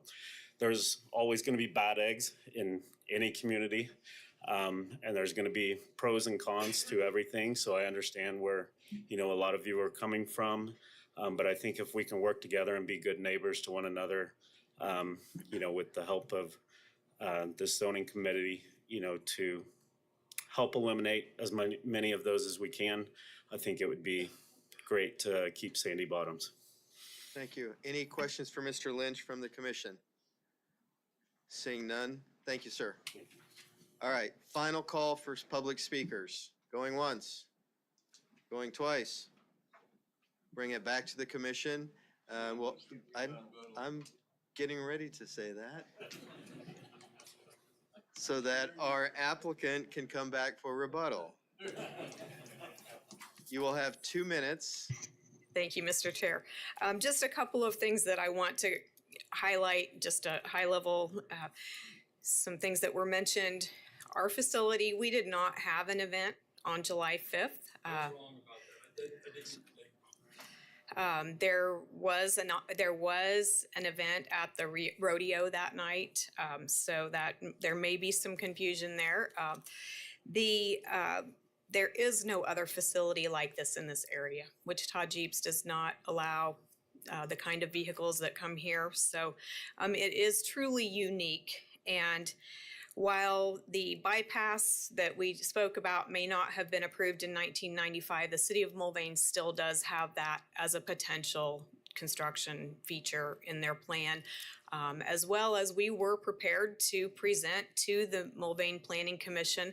That was out of our control, whether they chose to hear that case or not. So there are, some things like we have a code of conduct that as members are required to sign. There are very strict controls over that. So we can control what our members do. We can't control what the remainder of the general public does. And sometimes that's hard to make a distinction about who might be in the area. So there are, I'm glad it was mentioned, there are numerous routes to reach this, and all of those streets can and are patrolled by the City of Mulvane Police Department. While if there are issues on this particular property, it will be the responsibility of the Sheriff's Department, but all of those streets that lead to this access are under the control of the Mulvane Police Department. So compared to potentially a large industrial site, may I have just one more minute? Yes. Thank you. We believe that with all of the considerations that staff has, thoughtfully gone through, with the things that we have recommended for the restrictions, the significant separation that we can accomplish here, that this truly is a benefit to the community, and we do ask for your support. Ms. Edgington, during your original testimony, I think I heard you request to extend the hours to midnight, even though the staff recommendation was 11 on Friday and Saturday. Is that correct? That was, and what I mentioned alongside that is if you feel it would be better to increase the separation, the distance that would be prohibited for any kind of speakers, that we would certainly take that into consideration. I think you also asked for provision number 2, that the site plans for review and approval prior to any event, instead to have one initial site plan carry over to subsequent events. Unless there were changes, and those would be subject to administrative approval. Those were the 2 changes that you were requesting above and beyond what staff recommended. In addition, the residential component, which was kind of the reason behind the entire PUD process rather than a straight LI zoning process. And everything else you were in agreement with? We were in agreement with everything else. I have a question from Mr. Nix. This may be a little bit out of order, but Kim, we keep hearing the name Aaron over and over again. Yes. It'd be nice to hear from whoever Aaron is. Aaron is the owner-operator of this facility. Is he here? I mean, yes, he is. He is we hear here. from him? Yes. Would he like to say anything? I mean, well, we've already had. That's out of order. Yeah, I know. He should have gotten up and spoken as part of the 3 minutes of the public comment. Well, Obviously, because I am representing. representing. Yeah. So we need to. He is. If you have any specific operational type questions. I understand your yeah. question, Mr. Yeah. Nix, but Yeah. it should have been included in the 10-minute time at the beginning. And they need to follow the rules everyone else has to follow. Mr. Zimbelman, and then we'll go to Ms. Miles. It is said that this is a membership deal. How do you control the members from coming in and out, and just anybody coming in and out? It is a gated facility with a code that's provided to the members. That's how they can enter. And in those provisions, that was one of the things that staff addressed, is that it could still be operated daily from sunrise to sunset only by members. And that's a separate issue from the activity as public events, the limitation of 12 per year. All right, Ms. Miles. So I think this sounds like a great facility.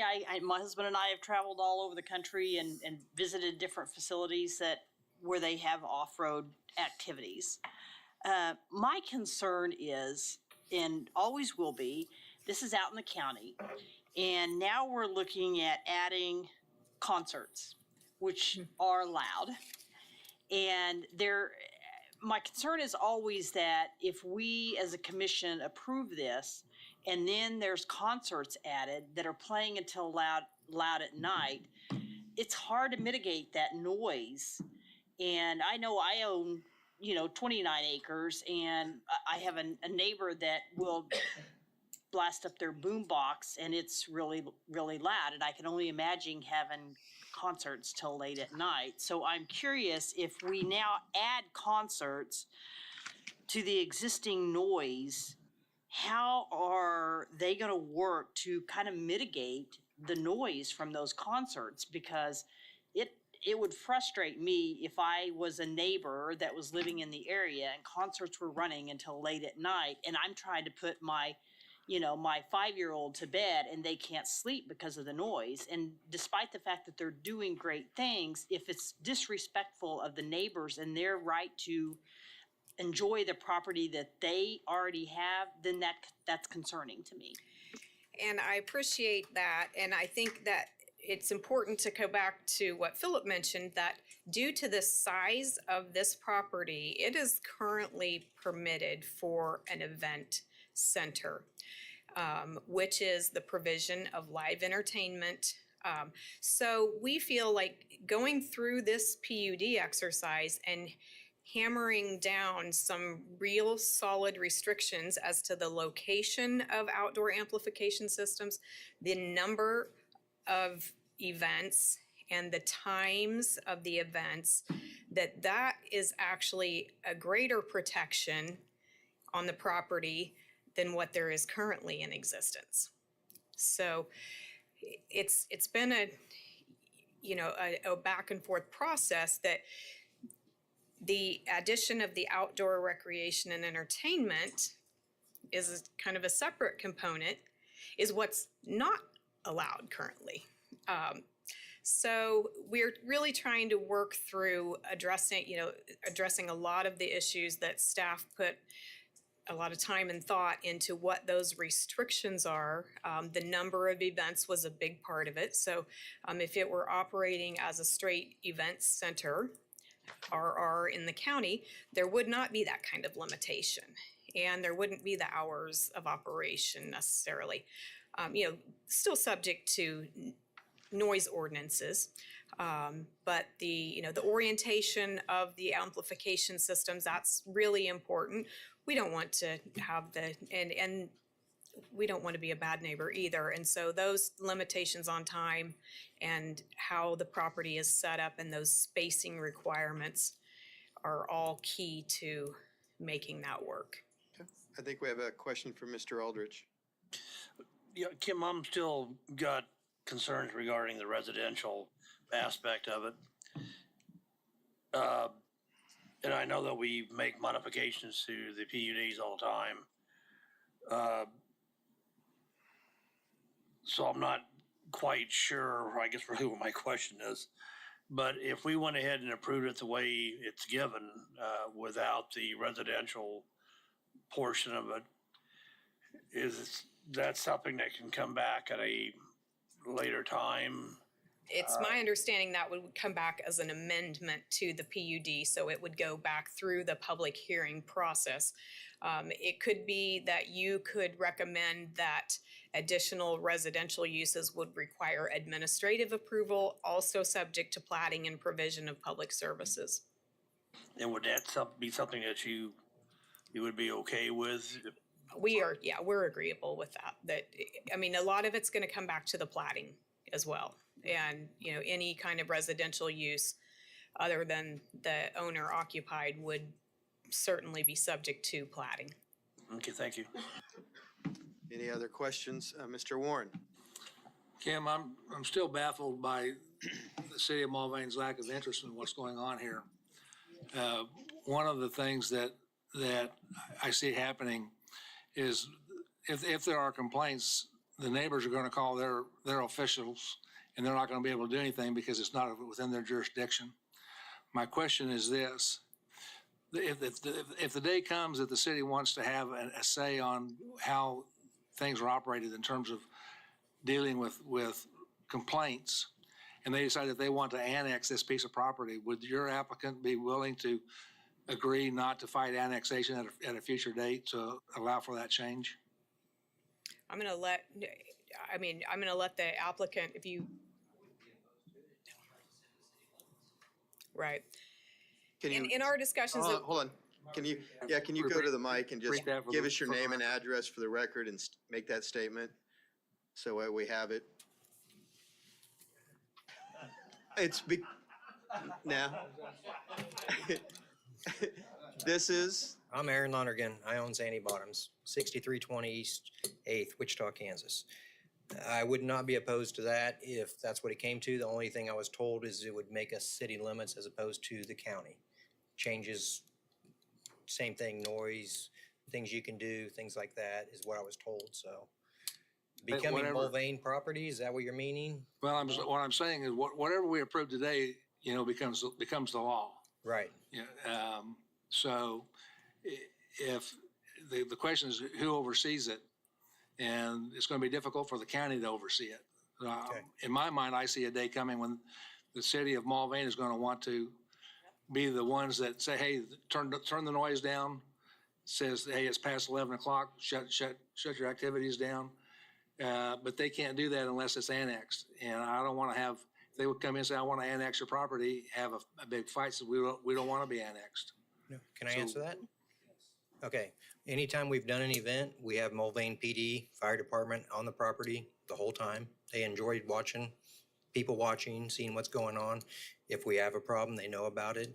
I understand that Mulvane is Mulvane and Sedgwick side, but I do call Mulvane to get permission, not permission, but just tell them what's going on before I do any type of an event. I respond to them on Monday after, and I say, was there any problems, complaints, issues? Mr. Burdette, some of the other neighbors that haven't drawn concern.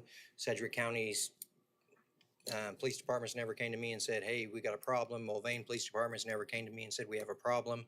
If there's a complaint, I usually put a stop to it. If the noise is loud, we ask the policeman, hey, this person posted on Facebook, the noise is loud. What do you want to do? He goes, let me go to their house and see if I can hear it. And he'll go there. He goes, they're just starting problems. And he'll talk to the resident and he'll come back and say, I talked to the resident. It's fair enough. If it's, but hold on, please, hold on. We're staying on topic here. And the question is, would you support? Yes. Annexation? Yes. Thank you. We also understand that if we plat a portion of the property, it's gonna be eligible to be, at least that portion will be eligible to be annexed into the city of Mulvane unilaterally, and we are fine with that. All right. Any other questions? Philip, you have a comment? Yeah, I just want to make a statement, and I don't think Mr. Warren was intentionally speaking incorrectly, but just want to make it clear that today is a recommendation to the Board of County Commissioners. With it being a zoning item, today is not the final action. It will go on to the board. That's okay, Mr. Warren. I just want to make sure for the public's benefit that there's no confusion. This would still go before the Sedgwick County Commissioners and not City of Wichita, because it's not City of Wichita, it's just the county. And one additional comment, if I could, regarding plating, just so everybody on the board is aware that this is within Mulvane's extraterritorial jurisdiction, so this body would not see the plat. Any future plating goes through the city of Mulvane. Okay. Ms. Miles? So Aaron, can I just clarify condition number 9, where the property owner or operator shall be responsible for the cost of mitigating all noise impacts prior to operation and shall be responsible for the ongoing cost of the monitoring noise associated with the approved use? Are you good with that condition? Yes. And you have ideas of how you'll monitor that noise? Well, we turn it down for one, or we go to the new style thing, which is called headphones, that bars use it downtown, big cities, everybody does it. They hear the music, you don't hear anything outside. And that's an option. It's a new thing, pricey, but it could be done. Just like the movie theaters where you turn it into your radio instead of a speaker. We can do that and control the music the same way. Any more questions from the commission? Mr. Aldrich? Yeah, I think mine's more towards staff. Am I correct in saying that presently the county does not have any type of way of measuring or the noise issue? Yeah, I'm not aware of it. So my understanding is there is no noise ordinance in the county. There's no prohibition on the noise, so measurement would be moot. Thank you. Mr. Blick? I have a question. So earlier you talked about possibly going further and said 200 feet from the east property line. What would be something that you would be willing to, if, I mean, we can look at 300 feet. You know, for the most part, if we can go to the aerial, and I'm sorry that it isn't a more current aerial. I know that there are more current aerials available. Right about this area is where there is a pond now, and that is typically where any activities are going to occur. So that measurement is going to be, you know, from this east property line. And if you look at 200 feet, you're probably right about here. You could increase that to 400 feet and be, you know, in this area. So we're certainly amenable to adjusting that separation requirement if that's something that you see fit. thank you, appreciate it. All right, any more questions from the commission? Seeing none, thank you. We'll bring it back to the commission for discussion and entertaining motions. Mr. Blick? There's a great topic on both sides. A couple of things that I seen that that came out on this is, one is the property owner wanting to build in the future. I can see that as a positive because being on-site management for an event. I think that was a pretty good one.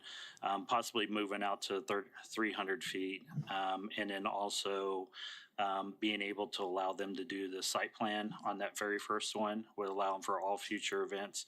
The one thing that's really tossed me up is staff's recommendation to restrict how many events an event center should actually put on their property. I know that they're looking at 12 and we got 52 weeks of the year, and most weddings are booked out for every single weekend almost. So that's my biggest concern. I don't know what the magic number is, but I just see that restricting somebody, a business owner, that's my biggest problem on that.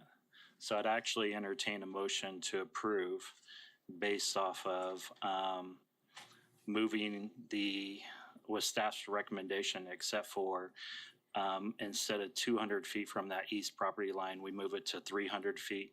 I do like the speakers facing to the west. I would also add in the first submittal site plan be allowed for future events, for all future events. I'd also think that the property owner should be able to build on his property in the future. Of course, it's going to go to subdivision, or it's going to go to some type of mulvane to get approval to do that.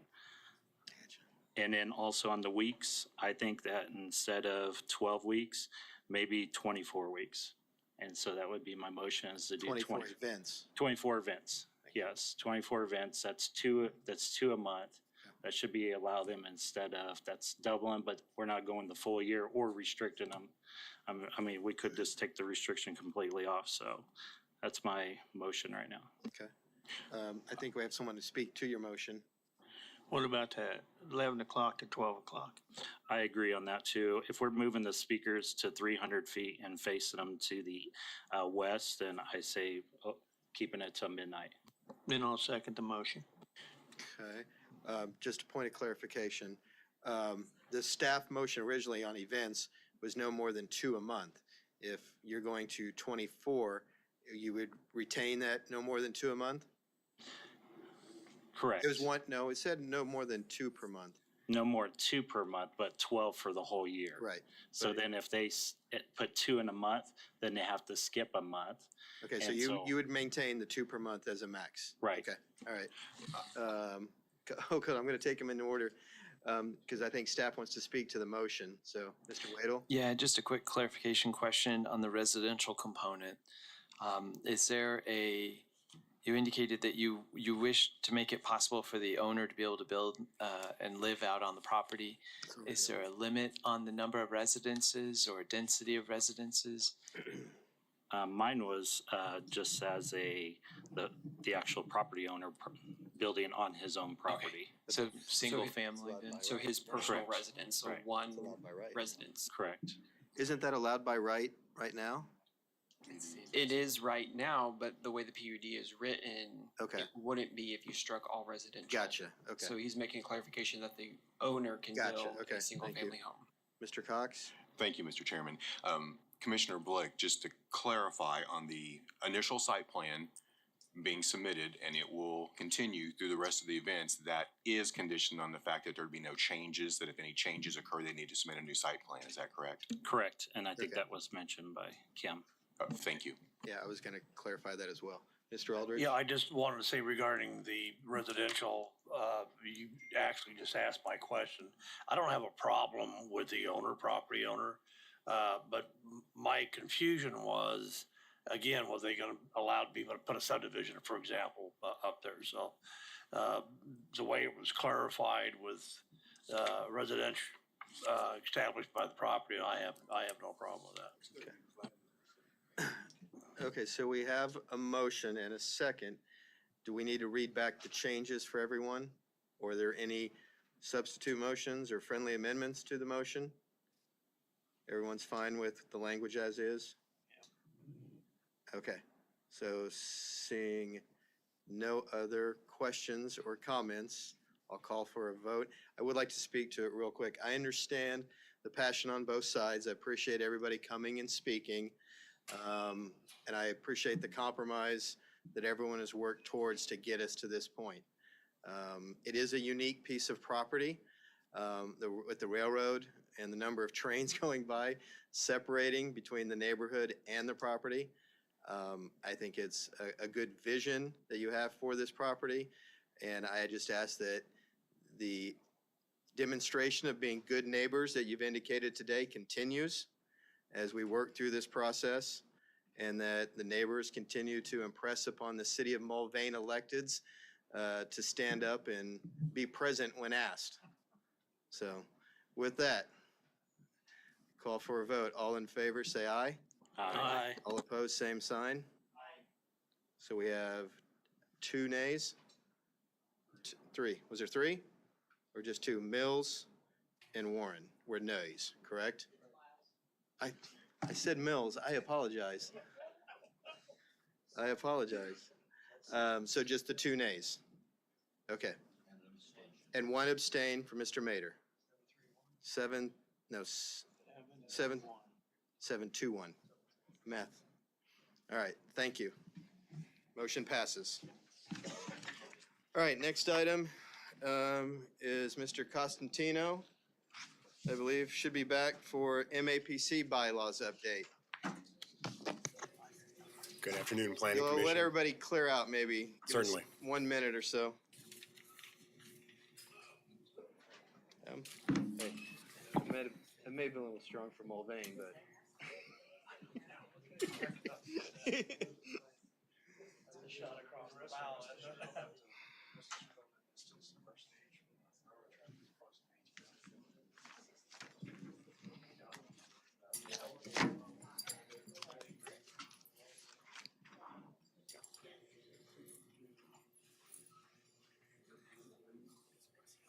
Yeah, it's a lot down there. All right, we need to continue, folks.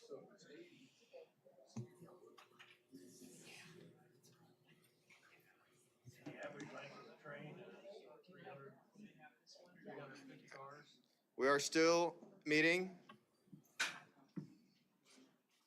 Justin, you can continue, please. Thank you. Good afternoon again, Planning Commission. Justin Constantino with the Planning Department. Once again, back to discuss bylaws. This time it is the MAPC bylaws. The MAPC last approved updates to the bylaws on September 15th of 2022. The updates primarily focused on how virtual participation could be allowed at MAPC meetings. Staff is currently in the process of updating the BZA bylaws, as you are all aware, and considered that it might be beneficial to review the MAPC bylaws as well so that they can be more consistent with some of the updates in the BZA bylaws. The Advanced Plans Committee first discussed updates to the MAPC bylaws on July 25th at their committee meeting, and then again on August 8th at the Advanced Plans Committee meeting. In light of feedback received regarding potential changes to the BZA bylaws at the August 8th meeting, staff requested additional time to review and align the MAPC bylaws with the proposed changes in the BZA bylaws. Updates to the MAPC bylaws were unanimously deferred to the September 12th MAPC Advanced Plans Committee meeting. At that meeting, the Advanced Plans Committee recommended to unanimously recommend changes to the MAPC bylaws. Your meeting packet does contain both clean and red line versions of those MAPC bylaws. Also during the break, you also have physical copies at your desk as well. I'm happy to go through those changes if you'd like, Mr. Chairperson. Yes, please. So beginning on page 2 of the draft MAPC bylaws, we have the removal of the virtual attendance and participation option. There are procedures for calling special meetings, which would be updated to allow any 5 members of the MAPC to call for a special meeting during the absence of a chair upon written request. That is on page 2. Emergency meetings section of the bylaws is updated to be clear and emphasize compliance with Kansas state statute. That is on pages 3 and 4. Conflict of interest and ethical considerations section of the bylaws is updated to clarify member participation. That's on pages 5 and 6. Language clarifying that the chair and vice chair positions of the MAPC cannot be held by appointees of the same governing body. That's on page 7. The chair and vice chair positions shall be elected at the first meeting in March as opposed to the first meeting in September. That's also on page 7. Multiple updates are included to clarify processes and meeting procedures. As I mentioned before, on September 12th, the Advanced Plans Committee unanimously recommended these changes for approval. So staff is requesting that the MAPC review these changes to the MAPC bylaws, and I'm here available for any questions. Okay, thank you. And just like with the BZA bylaws, this is the first opportunity for the general public to see these proposed changes. So my goal would be for us to take these, review them, and then by our next MAPC meeting, take action. I would note that on page 7, when it talks about the officers, the election changes from September to March. Since we just had an election, you may or may not decide to replace me in March of 24, or you may want to extend it to March of 2025. So just that is something we should probably discuss if we would want to do it early or delay it. But again, just in full transparency, allowing this to be entered into the record with these possible changes for the public to see it, and then for us to decide at our next meeting. I would assume on page number 9, the redlined addition, we have Ann. Yeah, that would need to be changed and as well. then Robert, but now it would be Brian. Yep, good catch there. So, and again, use this time to find any other things like that or anything else you may notice. But again, the action today, in my mind, is to receive and file and then make action at our next meeting.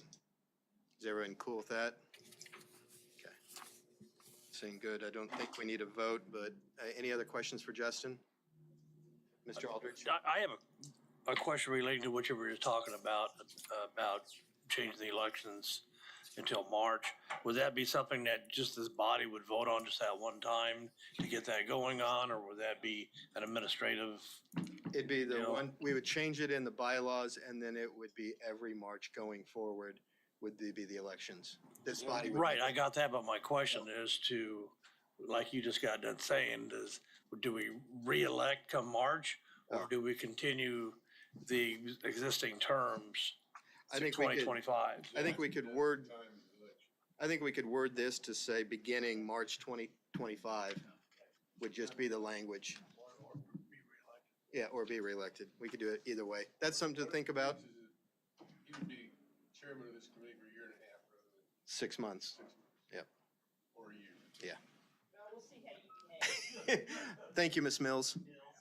And If you do that again, well. All right. With no further business, I call the meeting adjourned. Thank you.